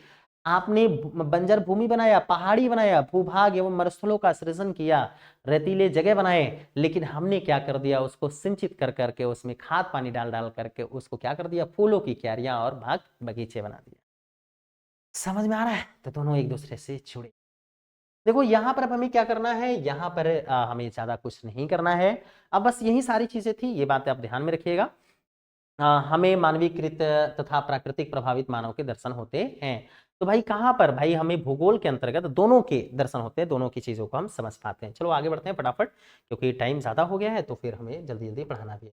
आगे है, एक वैज्ञानिक विषय के रूप में भूगोल 3 वर्गीकृत प्रश्नों से जुड़ा हुआ है या संबंधित है। तो पहला है क्या, फिर दूसरा है कहाँ, और तीसरा है जो कि आप यहाँ पर देख सकते हो क्यों, है ना, यहाँ पर आप देख सकते हो क्यों। तो हमने पहले ही बता रखा था कि भाई देखो, भूगोल जो है एक वैज्ञानिक दृष्टिकोण से, अगर विज्ञान के हिसाब से भूगोल का अध्ययन करेंगे तो ये 3 प्रश्नों का जवाब देता है, क्या है, कहाँ है और क्यों है। यानी कोई चीज है तो उसके पीछे कोई तो कारण होगा, तो क्यों है, इन तीनों प्रश्नों का आंसर करता है ना।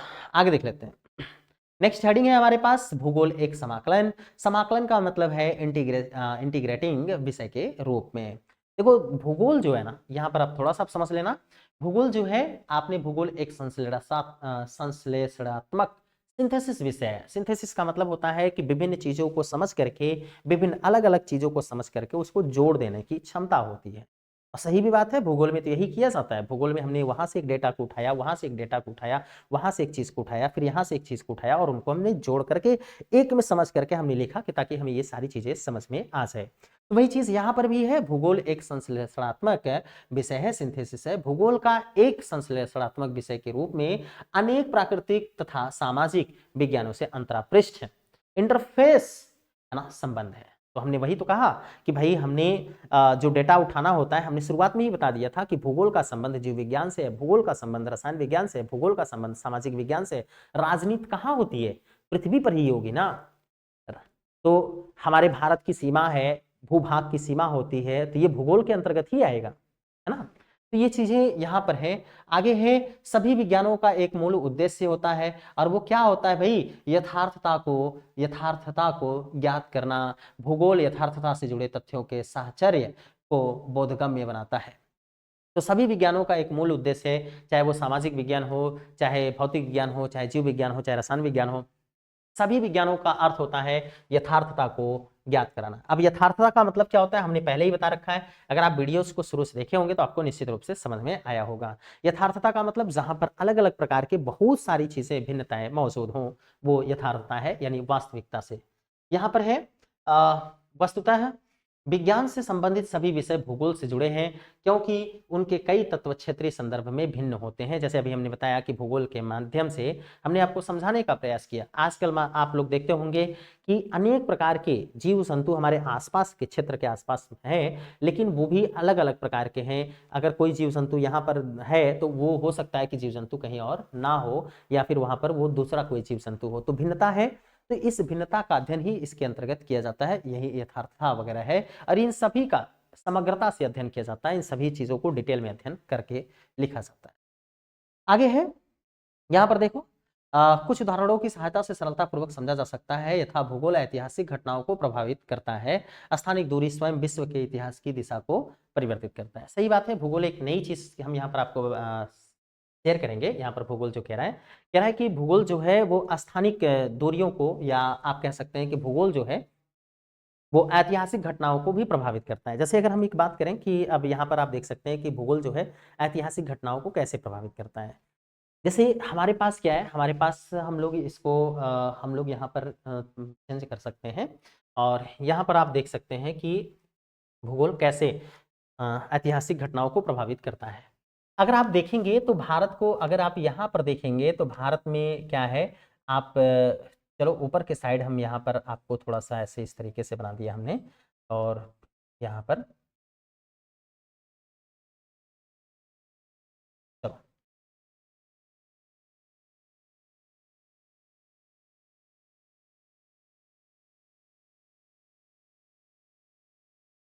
चलो ठीक है। तो आप लोग हंसोगे नहीं, है ना? हंसना मत, हंसना मना है, स्वास्थ्य के लिए हानिकारक है।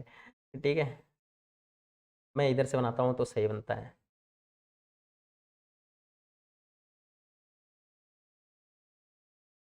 चलो ठीक है, तो आप ऐसे समझ लो। अब आप ये मत समझना कि यार ये कैसे बना दिए सर, है ना? चलो इधर देख लेते हैं। तो समझो इस बात को, यार मजे लोगे हमें पता है। तो मान लो कि इधर देख लेते हैं, ठीक है। अभी हमें इंडिया का मैप बनाना बताऊंगा, कैसे बनाएंगे हम लोग उसको देखेंगे। अभी यहाँ पर हम बात कर लेते हैं। देखो मान लो कि हमारे अगर हम भारत की बात कर लेते हैं, तो ये देखो भारत है। अब इसको हम भारत की बात कर लेते हैं। और भारत के उत्तर में आप हिमालय देखते हो कि हिमालय पर्वत है, आप हिमालय पर्वत को देख सकते हो यहाँ पर, है ना? आप यहाँ पर हिमालय पर्वत है। और यहाँ पर भारत का जो दक्षिणी छोर है, यहाँ पर आप देख सकते हो कि समुद्र से घिरा हुआ है। अब देखो हिमालय का जो छोर है ये ऊंची पर्वत, पहाड़, ऊंची पर्वतें हैं, लेकिन यहाँ पर कहीं कहीं पर दर्रे भी हैं। दर्रे हैं, है ना? ये दर्रे हैं, आप इसको दर्रा कर लो, दर्रा। तो ये क्या है कि पर्वत जहां पर सुरक्षा की दृष्टि से भारत की सुरक्षा करता था, लेकिन वही कुछ दर्रे थे भारत के पास, हिमालय पर कुछ दर्रे हैं, और इन दर्रों से होकर के मध्य एशिया के जितने भी आक्रमणकारी थे वो भारत पहुंचे थे। आप लोगों को ये पता होगा, चाहे वो बाबर रहा हो, और चाहे तो वो मतलब उसके पहले के जितने भी शासक थे, वो सारे लोग मुस्लिम आक्रमणकारी जो भी मध्य एशिया के थे, अगर वो भारत आ रहे हैं तो वो कैसे आ रहे थे, इन्हीं दर्रों के माध्यम से तो भारत पहुंचने का प्रयास कर रहे थे। आपको शायद पता है। तो देखो भूगोल जो है, अगर आप इसको जानोगे, भूगोल क्या, भूगोल का अध्ययन क्यों करना चाहिए, तो आप ये समझ पाओगे कि अच्छा हमें कहाँ से समस्या होगी और कहाँ से हम सुरक्षित रहेंगे। सोच कर देखो कि अगर आपको ये पता रहेगा कि यहाँ से हमें समस्या हो सकती है, तो आप भूगोल का अध्ययन कर रहे हो और यहाँ पता है कि अच्छा दर्रा है और यहाँ से मध्य एशिया के लोग आ सकते हैं और आपके ऊपर आक्रमण कर सकते हैं, तो आप इस चीज को बंद करवाने का प्रयास करोगे, है ना? जैसे कुतुबुद्दीन ऐबक वगैरह की हम बात कर लें, उन सब की बात कर लें, तो ये सारे लोग यहाँ से आ रहे थे। बलबन वगैरह की बात कर लें, है ना? बलबन कहाँ का था? आप लोगों में से अगर पता है किसी को तो कमेंट करके बताना, ठीक है। फिर इसके बाद आपने देखा था कि एक तो यूरोप के लोग, मध्य एशिया के लोग इधर से आ रहे हैं व्यापार करने के लिए भारत में। दूसरा यहाँ से आप देख रहे हैं कि यूरोप के लोग जो हैं, यूरोप यूरोप के लोग भी इस समुद्री जहाजों के माध्यम से यहाँ पर भारत पहुंचने का प्रयास कर रहे हैं। और आपको ये पता है कि यहाँ पर गुजरात में सबसे पहले समुद्री जहाज, सबसे पहले अंग्रेजी कंपनी की शुरुआत हुई थी, है ना? तो ये चीज आपको ये समझ में आना चाहिए कि भाई अगर हम लोग जब हम भूगोल को समझेंगे तभी तो हम समझ पाएंगे कि हमें कैसे सुरक्षित रखना है, कैसे क्या करना है, क्या नहीं करना है। तो ये सारी चीजें कहीं न कहीं इससे जुड़ी हुई है। तो भूगोल जो है, आप यहाँ पर समझ सकते हो कि ये भूगोल जो है, भूगोल का अध्ययन करना कितना आवश्यक है, कितना कितना महत्वपूर्ण है। चलो यहाँ पर आगे आपको बताते हैं कि इसमें देखिए आप समझ सकते हैं कि क्या लिखा गया है। और ये तो मेरा पीडीएफ हो गया है गायब, और मैं पीडीएफ को मैं लेकर के आ रहा हूँ तुरंत। आप लोग इसके लिए टेंशन मत लीजिएगा। मैं यहाँ पर पीडीएफ ले करके आ रहा हूँ, मैं तुरंत पीडीएफ हमारा आ जाएगा। आप इसके लिए टेंशन नहीं लेंगे, है ना? तो चलो,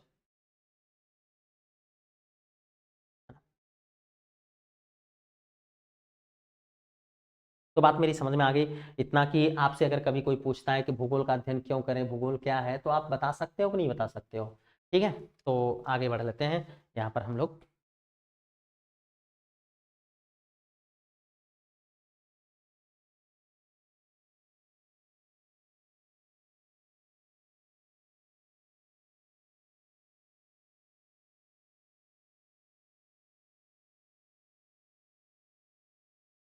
ये हो गया था क्यों, कहाँ, कैसे, क्या है।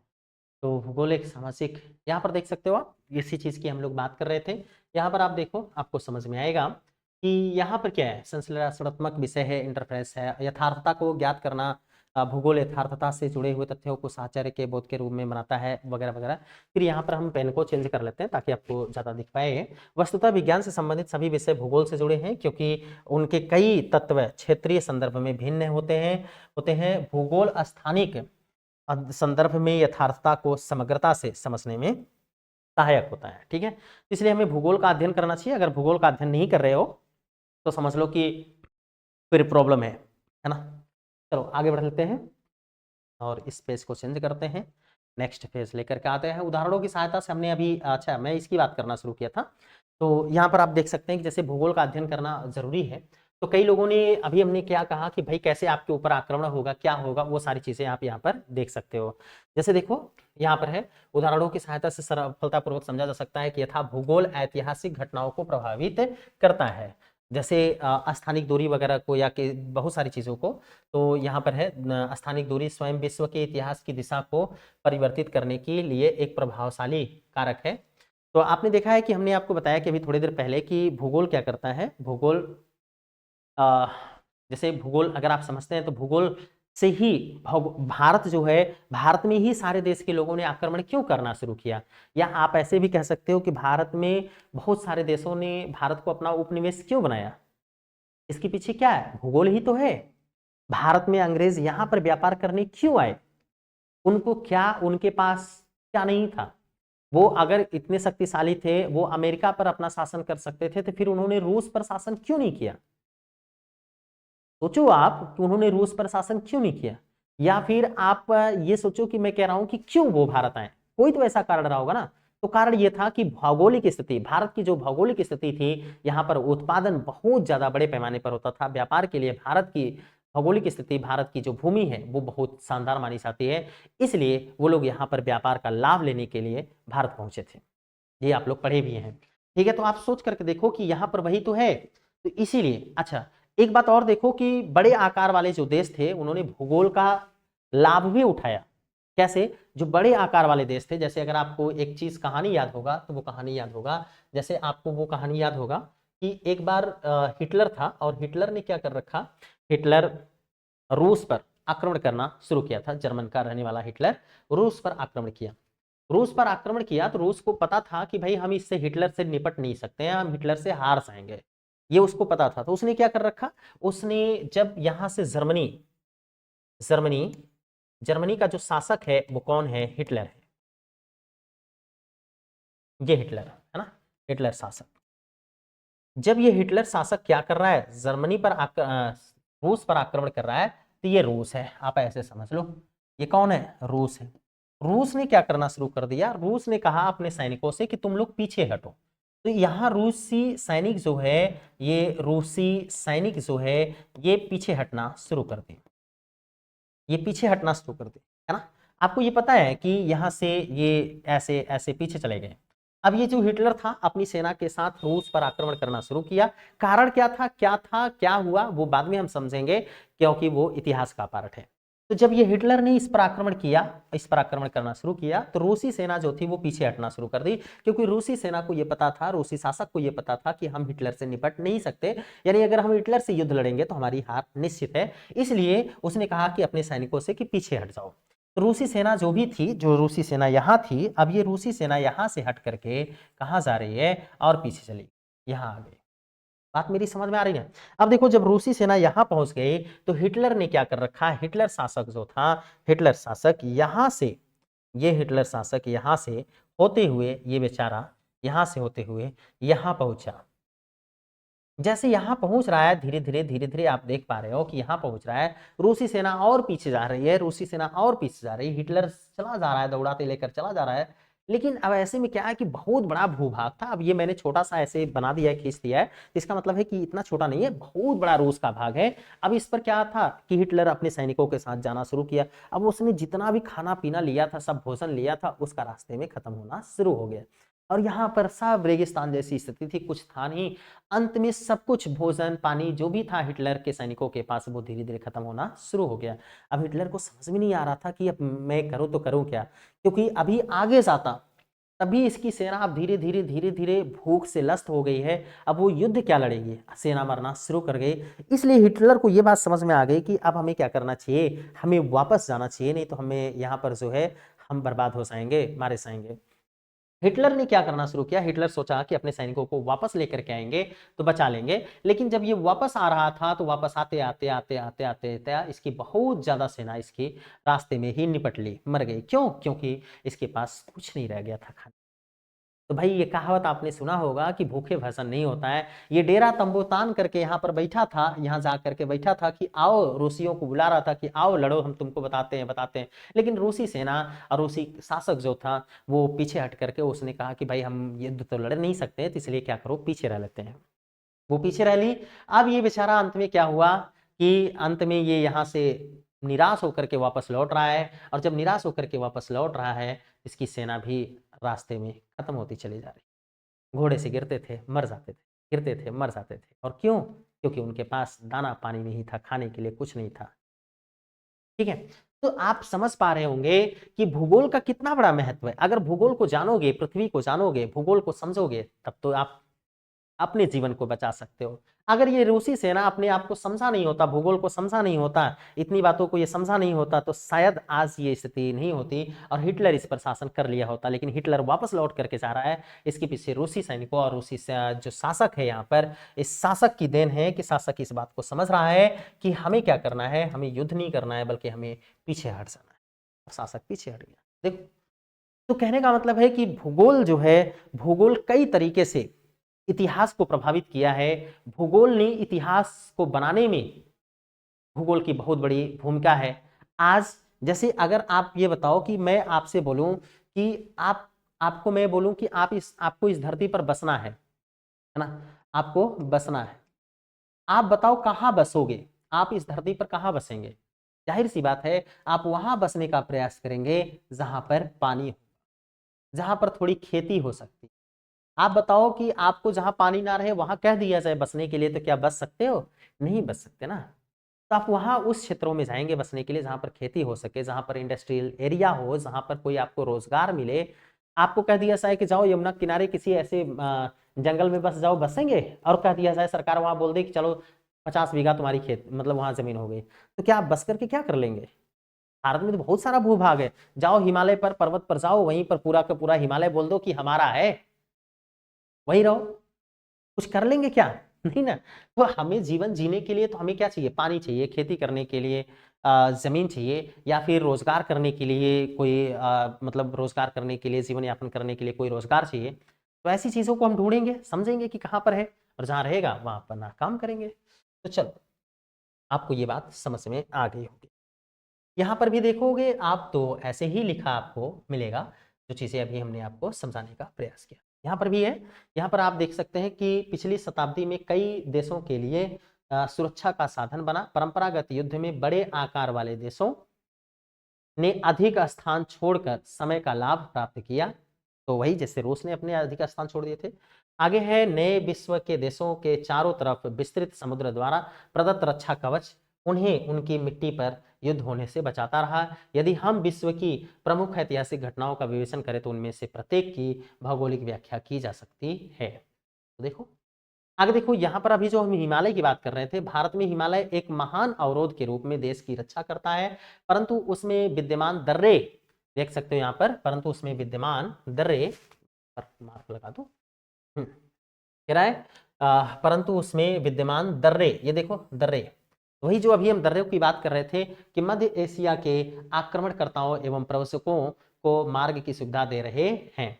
तो अगर ऐसा नहीं होता तो मध्य एशिया के लोग भारत में नहीं आ पाते। यानी हिमालय ने हमारी सुरक्षा तो की, लेकिन दर्रे जो थे वो हमें असुरक्षित कर दिए। तो भूगोल जानना कितना जरूरी है। अगर भूगोल को जानोगे तो आप अपने आप को सुरक्षित रख सकते हैं। ठीक है, तो वही सारी चीजें हैं, नौ संचालन वगैरह है। देश के दक्षिण भारत की तरफ आप लोग जाएंगे तो वहां पर समुद्र से घिरा हुआ है, और यहाँ पर कई जो यूरोपीय देश थे वो लोग भारत में आए थे, तो आपको ये पता है। चलो आगे बढ़ लेते हैं। इनके बाद हम नेक्स्ट पॉइंट की बात कर लेते हैं। यही सब सारी चीजें हैं, वनस्पति आर्थिक क्रियाओं का अध्ययन किया जाता है। भूगोल को आप जानोगे तो उसका अध्ययन वर्णन कई तरीके से आप कर सकते हो। जैसे यहाँ पर देखो एक दिया है उदाहरण, अ स्थान ब स्थान से 1500 किलोमीटर दूर है।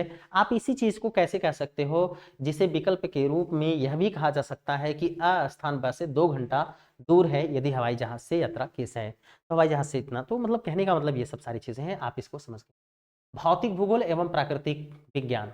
तो देखो भौतिक भूगोल और प्राकृतिक विज्ञान दोनों ही अंतरापृष्ठ, दोनों का अंतरापृष्ठ संबंध है, इंटरफेस संबंध है, आप यहाँ पर देख सकते हो, है ना। भौतिक भूगोल, भौमिकी, मौसम विज्ञान, जल वगैरह, मृदा वगैरह। जैसे आप देख सकते हो कि मृदा विज्ञान अगर हम बात करें, अगर हम जल विज्ञान की बात करें तो जल विज्ञान का संबंध समुद्र विज्ञान का संबंध इसी से है।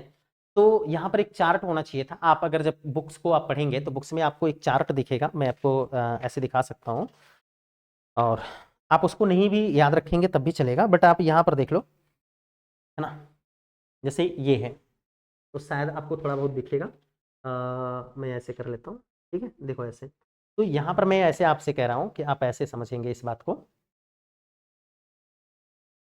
देखिएगा, एक जल मृदा विज्ञान है, मृदा विज्ञान। तो देखो ये एक प्राकृतिक विज्ञान है, मृदा विज्ञान प्राकृतिक विज्ञान है, ये प्राकृतिक विज्ञान है, मृदा विज्ञान प्राकृतिक विज्ञान है। लेकिन इसी प्राकृतिक विज्ञान के साथ भूगोल का एक संबंध जुड़ा हुआ है, जिसको हम मृदा भूगोल कहते हैं, मृदा भूगोल,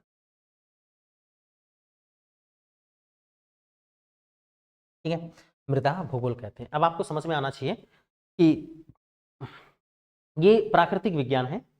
आप प्राकृतिक विज्ञान का मतलब है कि जैसे आप लोग क्या करते हैं, देखिए एग्रीकल्चर वगैरह पढ़ते हैं या बहुत सारी चीज़ों को पढ़ते हैं, तो उसमें मृदा एक अलग से साइंस है, सॉइल साइंस जो है उसमें मृदा विज्ञान वो अलग है। लेकिन इसका संबंध कहीं ना कहीं मृदा भूगोल से है, या मृदा भूगोल का संबंध मृदा विज्ञान से है, आप ऐसा कह सकते हैं, दोनों का संबंध एक दूसरे से है। तो ये चीज़ है। एक हम और बात कर सकते हैं यहाँ पर, ताकि आप लोगों को कुछ क्वेश्चंस भी सॉल्व करा सकें। तो आप देखो एक चीज़ और हम कर सकते हैं, वो हम क्या कर सकते हैं कि वो हम ये कह सकते हैं, देखो यहाँ पर कि भाई, है ना, ये जैसे एक देखो जैव भूगोल है, जैव भूगोल है। ये जैव भूगोल का संबंध किससे है, जीवन भूगोल से या जीव विज्ञान से, जीव विज्ञान से। देखो जैव भूगोल ये भूगोल का पार्ट है, और इसका कौन से विज्ञान से संबंध है, प्राकृतिक विज्ञान, ये आपका क्या है, जीव विज्ञान है, तो इससे संबंधित है ना। देखो एक जनसंख्या भूगोल है, आप ऐसे जानते होंगे कि एक जनसंख्या भूगोल है, और जनसंख्या भूगोल का संबंध किससे है, तो जननांकिकी से है ना, जनसंख्या भूगोल। ये जनसंख्या भूगोल है, ये जनसंख्या भूगोल का संबंध जननांकिकी से है, जननांकिकी विज्ञान से, जननांकिकी, जननांकिकी विज्ञान, है ना। तो ये देखो ऐसे भूगोल का संबंध प्रत्येक विज्ञान से है, तो ये बात आप थोड़ा सा ध्यान में रखेंगे। वैसे ये चैप्टर का इंट्रोडक्शन पार्ट है, इसमें भूगोल क्या है, भूगोल एवं सामाजिक विज्ञान। तो भूगोल एवं सामाजिक विज्ञान का बहुत गहरा रिश्ता है, तो आप लोग इसको हमने पहले भी समझा रखा था, आप यहाँ पर पढ़ लेंगे, देख लेंगे, बहुत सारी चीजें आप इस तरीके से समझ सकते हैं, ठीक है। नेक्स्ट हम लोग बढ़ते हैं, यहाँ पर हमारे पास जो है भूगोल की सभी शाखाएं सामाजिक विज्ञान से जुड़ी हुई हैं। जैसे जैसे कि अभी हमने आपसे कहा कि जनसंख्या भूगोल जो है, आप यहाँ पर देख सकते हैं, जनसंख्या भूगोल, अधिवास भूगोल आदि विषयों से घनिष्ठता से जुड़े हैं, क्योंकि इनमें प्रत्येक में स्थानिक विशेषताएं मिलती हैं। क्योंकि आप देखते होंगे कि जनसंख्या भूगोल जो है, जनसंख्या कहीं पर कुछ और, कहीं पर कुछ और, कहीं पर कुछ और, उनका खान पान अलग अलग, इस तरीके से बहुत सारी चीजें आपको देखने को मिलती हैं। फिर यहाँ पर है भूगोल की शाखाएं। भूगोल की शाखाओं को हम उपागमों के आधार पर हम दो उपागमों में बांटते हैं, एक विषय वस्तुगत है और दूसरा है आप यहाँ पर देख सकते हैं दूसरा प्रादेशिक है। देखो भाई विषय वस्तुगत क्या है और प्रादेशिक क्या है, हम इसको समझा देते हैं आपको, और ये चैप्टर हो जाएगा आपका खत्म, ठीक है। देखो यहाँ पर, देखो उपागम, भूगोल के उपागम,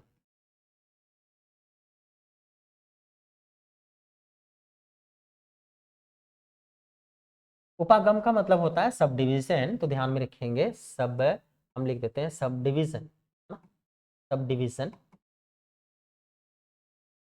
शब्द को समझो, उसके बाद हम फिर क्या करेंगे, आगे पढ़ेंगे।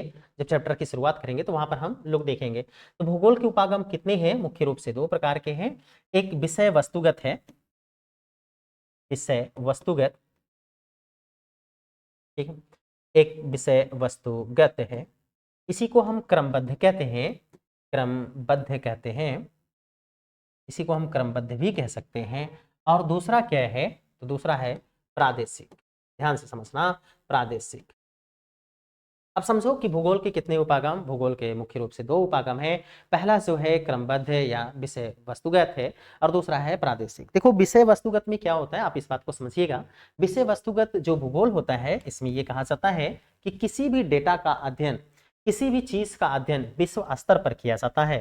ठीक है, तो ध्यान में रखेंगे, किसी भी वस्तु का, किसी भी चीज का अध्ययन आप कह सकते हैं विश्व के स्तर पर किया जाता है। आप यहां पर कह सकते हैं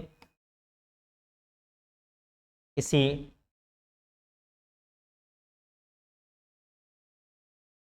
घटना का अध्ययन विश्व स्तर पर, कहाँ होता है भाई? विश्व स्तर पर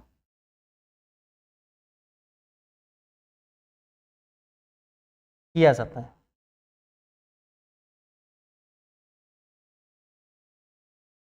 तो देखो किसी घटना का अध्ययन विश्व स्तर पर किया जाता है, और यहाँ पर किसी घटना का अध्ययन क्षेत्रीय स्तर पर किया जाता है, प्रादेशिक स्तर पर किया जाता है। आई होप कि आपको बात समझ में आ गई होगी। यहाँ पर किसी विषय, या जो यहाँ पर विषय वस्तुगत, भूगोल के दो उपागम है, विषय वस्तुगत या क्रमबद्ध है, और दूसरा है प्रादेशिक। तो विषय वस्तुगत के अंतर्गत हम किसी घटना का अध्ययन जब करते हैं तो वो पूरे विश्व स्तर पर हम करते हैं।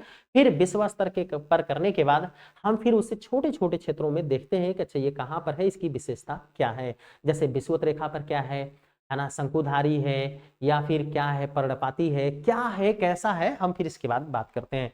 तो सबसे पहले हम क्या करते हैं, किसी घटना का अध्ययन विश्व स्तर पर करते हैं। फिर इसके बाद हम इसको क्षेत्रीय स्तर पर या पृथ्वी पर इसकी विशेषताओं का अध्ययन करते हैं, विशेषताओं को देखते हैं। वहीं प्रादेशिक की अगर हम बात करें तो प्रादेशिक अध्ययन में क्या होता है, क्षेत्रीय स्तर पर, क्षेत्रीय स्तर पर विभिन्नताओं का अध्ययन किया जाता है कि भाई क्षेत्र स्तर पर उसकी कैसी कैसी कौन कौन सी विभिन्नताएं हैं, और कितनी है, उनकी भिन्नताएं क्या है, और भिन्नताओं का कारण क्या है। चलो आपको एक यहाँ पर समझा देते हैं, लाइन को पढ़ करके आप ज्यादा समझ पाएंगे। ठीक, तो यहाँ पर आप देख सकते हो, यहाँ पर देखिएगा, प्रत्येक विषय का अध्ययन का कुछ उपागमों के अनुसार किया जाता है। पहला है विषय वस्तुगत या क्रमबद्ध, एवं दूसरा है प्रादेशिक। अब देखो विषय वस्तुगत किसने दिया था ये कॉन्सेप्ट? ये दिए थे अलेक्जेंडर वॉन हम्बोल्ट है। तो हम्बोल्ट केवल याद रखना, पहला जो कॉन्सेप्ट देने वाले हैं विषय वस्तुगत जो या क्रमबद्ध है, उसको देने वाले हम्बोल्ट हैं। तो हम्बोल्ट को याद रखना। दूसरा जो जिन्होंने कॉन्सेप्ट दिया था प्रादेशिक का, वो है कार्ल रिटर हैं।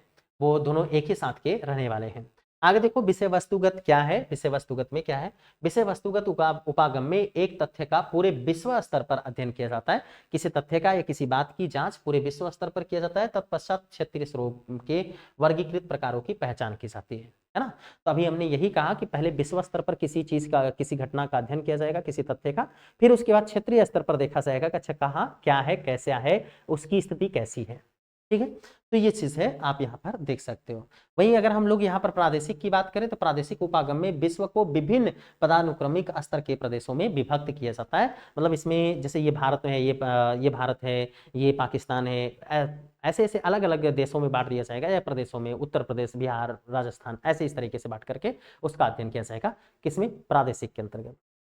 ठीक है, यानी इसका मतलब ये हुआ कि जब हम लोग क्या करते हैं, हम जब विषय वस्तुगत के अंतर्गत भूगोल का अध्ययन करते हैं, तथ्यों का अध्ययन करते हैं, तब हम वहां पर किसी भी तथ्य का अध्ययन पूरे विश्व स्तर पर करेंगे कि भाई ये पूरे विश्व में कैसा है, किस स्थिति में है। लेकिन हम जब प्रादेशिक स्तर के अंतर्गत किसी घटना का अध्ययन करते हैं, तब हम उसे किसी प्रदेश क्षेत्र में हम देखेंगे कि यहाँ कैसा है, फिर यहाँ कैसा है।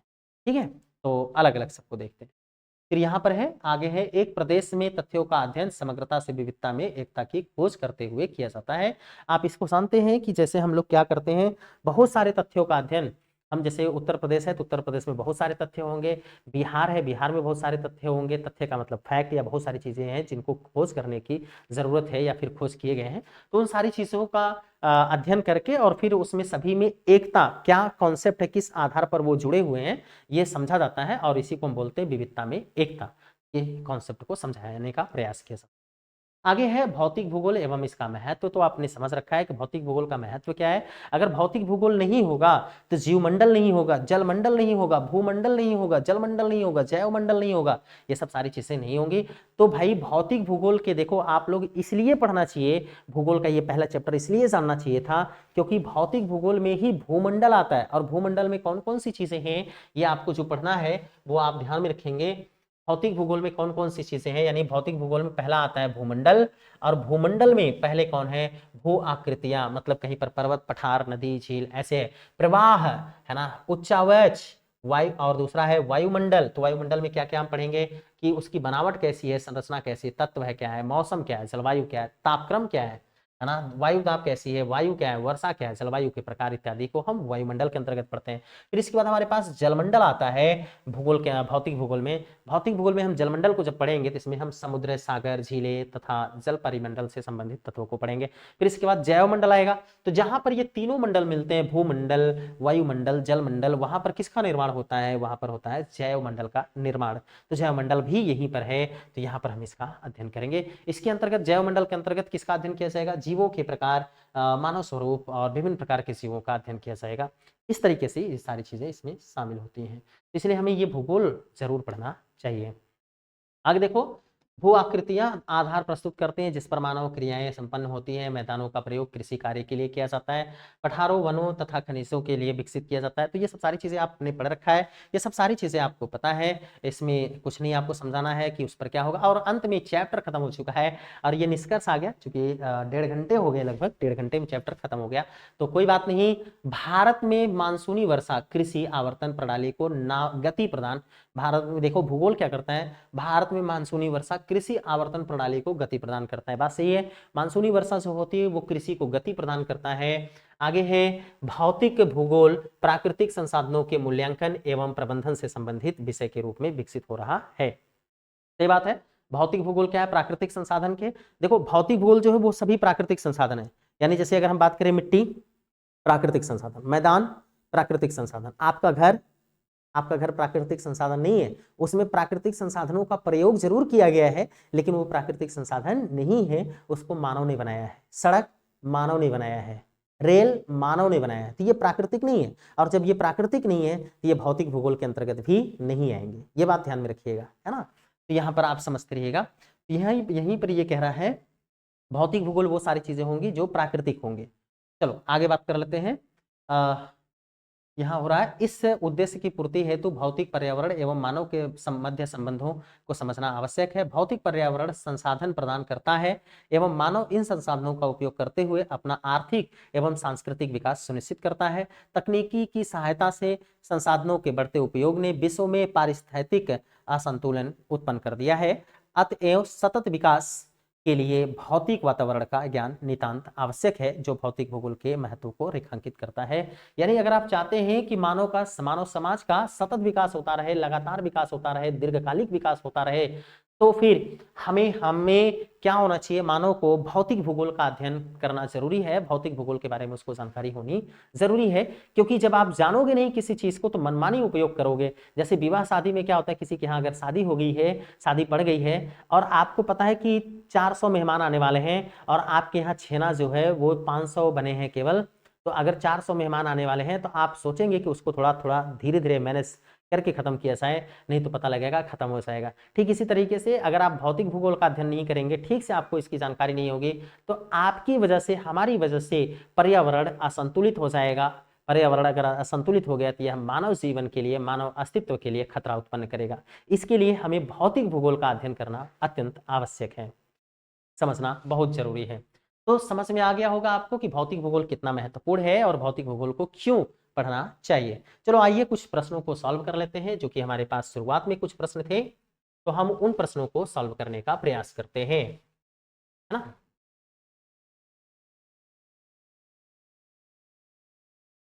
सो भाई, और आप लोग जो लोग भी यहाँ पर बैठे हैं सारे लोग अपना ध्यान से समझने का प्रयास कीजिएगा।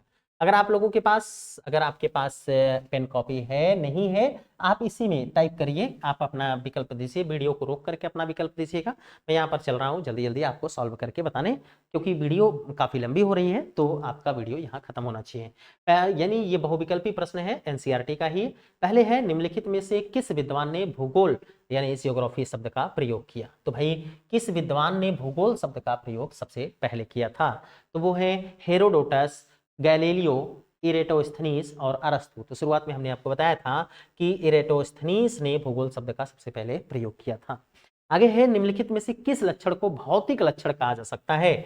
आप यहां पर देख सकते हैं इस प्रश्न को, निम्नलिखित में से किस लक्षण को भौतिक लक्षण कहा जा सकता है? आप वीडियोस को पॉज करके आप अपना आंसर दे सकते हैं, कमेंट बॉक्स में लिख सकते हैं, इसके बाद आप इस वीडियोस को कंटिन्यू देख सकते हैं। तो देखिए, निम्नलिखित में से किसको भौतिक लक्षण कहा जा सकता है? तो ध्यान में रखेंगे, अभी हमने थोड़े से पहले बताया कि भौतिक का लक्षण वो होंगे, भौतिक चीजें वो होंगी, भौतिक पर्यावरण वो होगा, या भौतिक भूगोल के अंतर्गत वो सारी चीजें आएंगी। फिर से मैं यहाँ पर आपको समझा देता हूं, भौतिक भूगोल, तो भौतिक भूगोल के अंतर्गत वो सारी चीजें आएंगी जिसमें क्या होगा, ध्यान में रखिएगा, भौतिक भूगोल के अंतर्गत वो सारी चीजें आएंगी जो प्राकृतिक होंगी, मानव निर्मित नहीं होनी चाहिए। तो यहाँ पर देखो, सबसे पहले पत्तन, पत्तन मतलब जहां जहाज वगैरह, बेड़े वगैरह रुकते हैं तो वहां पर पत्तन, तो ये कौन बनाता है? मानव बनाता है, इसलिए ये भौतिक लक्षण को प्रदर्शित नहीं करेगा। दूसरा है, हम लोग यहाँ पर देख रहे हैं मैदान, तो क्या मैदान मानव बनाता है? जाहिर सी बात है, मैदान मानव नहीं बनाता है, तो मैदान मानव नहीं बनाता है। चलो आगे अभी देख लेते हैं, एक है सड़क, तो सड़क जो है मानव बनाता है, तो ये भी आंसर नहीं होगा। जल उद्यान, तो जल उद्यान जो होते हैं ये मानव बनाता है, तो ये भी आंसर नहीं होगा। पत्तन भी मानव बनाता है, ये आंसर नहीं होगा। तो सही आंसर हो गया मैदान, क्योंकि मैदान कैसे बनते हैं? नदियों से बनते हैं, नदियों के बहाव से। नदियां जहां पर बहती हैं, बहते हुए आती हैं, मिट्टी वगैरह लेकर के आती हैं, तो वो मिट्टी छोड़ते हुए जाती हैं, इसलिए मैदान बनता है। तो जौनपुर या उत्तर प्रदेश में मैदान का निर्माण इसलिए ज्यादा है क्योंकि यहाँ पर बहुत सारी नदियों का आगमन है हिमालय पर्वत से, और उन नदियों के कारण उत्तर प्रदेश और इसके आसपास, जैसे आप उत्तर प्रदेश, बिहार जैसे क्षेत्रों में आप कह सकते हैं कि मैदान का काफी ज्यादा निर्माण हुआ है। तो यहीं पर हम यहाँ पर आगे बात कर लेते हैं। अब आगे देखो, दूसरा तीसरा प्रश्न हमारे पास, अभी हमने 2 प्रश्न को सॉल्व किया, हमारे पास तीसरा प्रश्न कौन सा है? तीसरा प्रश्न है, स्तंभ फर्स्ट एवं सेकंड के अंतर्गत लिखे गए विषयों को पढ़िए। पहला है स्तंभ क प्राकृतिक एवं सामाजिक विज्ञान, स्तंभ ख भूगोल की शाखाएं। तो यानी यहाँ पर ये जो है, इतनी जो ये प्राकृतिक या सामाजिक विज्ञान है, ये भूगोल की किस शाखा से जुड़ी हुई है? तो ऐसे हम लोग समझते हैं। सबसे पहले हम लोग यहाँ पर देखते हैं, तो देखो भाई, यहाँ पर सबसे पहले क्या है? जननांकिकी। अभी थोड़ी देर पहले हमने आपको समझाया था, जननांकी भूगोल, जननांकी विज्ञान का संबंध जनसंख्या भूगोल से होगा, तो यहाँ पर ये हो जाएगा, यानी पहले से, अ से। इसके बाद है मृदा विज्ञान, तो मृदा विज्ञान का भी हमने नाम ले लिया था और बाकी चीजों का नाम नहीं लिया होगा। तो मृदा विज्ञान का संबंध किससे है? मृदा भूगोल से। ठीक इसी तरीके से समाजशास्त्र का संबंध किससे होगा? सामाजिक भूगोल से, है ना। और मौसम विज्ञान का संबंध किससे होगा? जलवायु विज्ञान से। तो ये हो गया आपका, इसका इससे सही आंसर क्या होगा कि अगर पहले का किससे है? स से है, तो पहले का स यहाँ पर घ का है, तो this is the right answer. ठीक है, तो ये बात आपको समझ में आ गई। अगर आपको कोई डाउट हो, आपके मन में कोई डाउट इस बात से लेकर के हो कि कैसे ये होगा, कैसे नहीं होगा, आप हमें कमेंट बॉक्स में कमेंट करिएगा, हम आपको इस प्रश्न को फिर से समझाएंगे। ठीक है, और नहीं तो आप बाकी इस चीज को फिर से देख सकते हो। आगे देख लो, आगे है, निम्नलिखित में से कौन सा प्रश्न कार्य कारण से, कार्य करण संबंध से है? मतलब कौन सा प्रश्न कार्य करण से है? तो कार्य करण से है, अभी जो हम थोड़ी देर पहले शुरुआत में हमने कहा कि भूगोल 3 प्रश्नों का उत्तर देता है। पहला है क्या है, क्या है, इसका भूगोल उत्तर देता है। दूसरा है कहाँ है, इसका उत्तर देता है। और तीसरा है कि क्यों है, क्यों है, इसका उत्तर भूगोल देता है। तो एक बात बताओ कि ना, इसमें किससे कारण और कार्य और कारण का संबंध प्रतीत हो रहा है? तो भाई क्या है? तो ये है डिजिटल बोर्ड है, हो गया, है ना। क्या है? डिजिटल बोर्ड है। कहाँ है? इस कोचिंग में है, यहाँ पर है, इसका कोई प्लेस होगा। ठीक है, क्यों है, क्यों है मतलब क्या कारण है कि है, क्यों है, यहाँ क्यों है?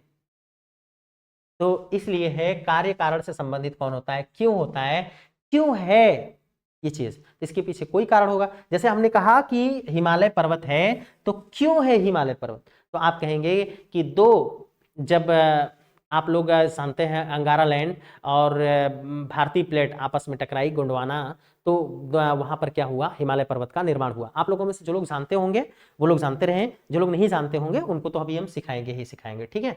तो ध्यान में रखना है। तो क्यों है हिमालय पर्वत, क्योंकि दो पर्वत आपस में टकराए, सॉरी दो देश आपस में टकराए, दो महाद्वीप आपस में टकराए, और महाद्वीपों को टकराने से हिमालय पर्वत का निर्माण हुआ। एक गर्त में चला गया नीचे और एक ऊपर आ गया, और इस तरीके से हिमालय पर्वत बन गया। वैसे ही यहाँ पर है क्यों, क्यों जो है वो कार्य कारण को प्रदर्शित करता है, तो यहाँ पर क्यों का आंसर इज राइट। अगला प्रश्न है, निम्नलिखित में से कौन सा विषय कालिक संश्लेषण करता है। कालिक संश्लेषण का मतलब क्या होता है भाई, जो बीते हुए चीजों का भी संश्लेषण करता है, उनको भी जोड़ता है, और जो आने वाली चीजों को सबको जोड़ करके रखता है, वो कौन है, तो ध्यान में रखेंगे कालिक है, वो है भूगोल, ठीक है।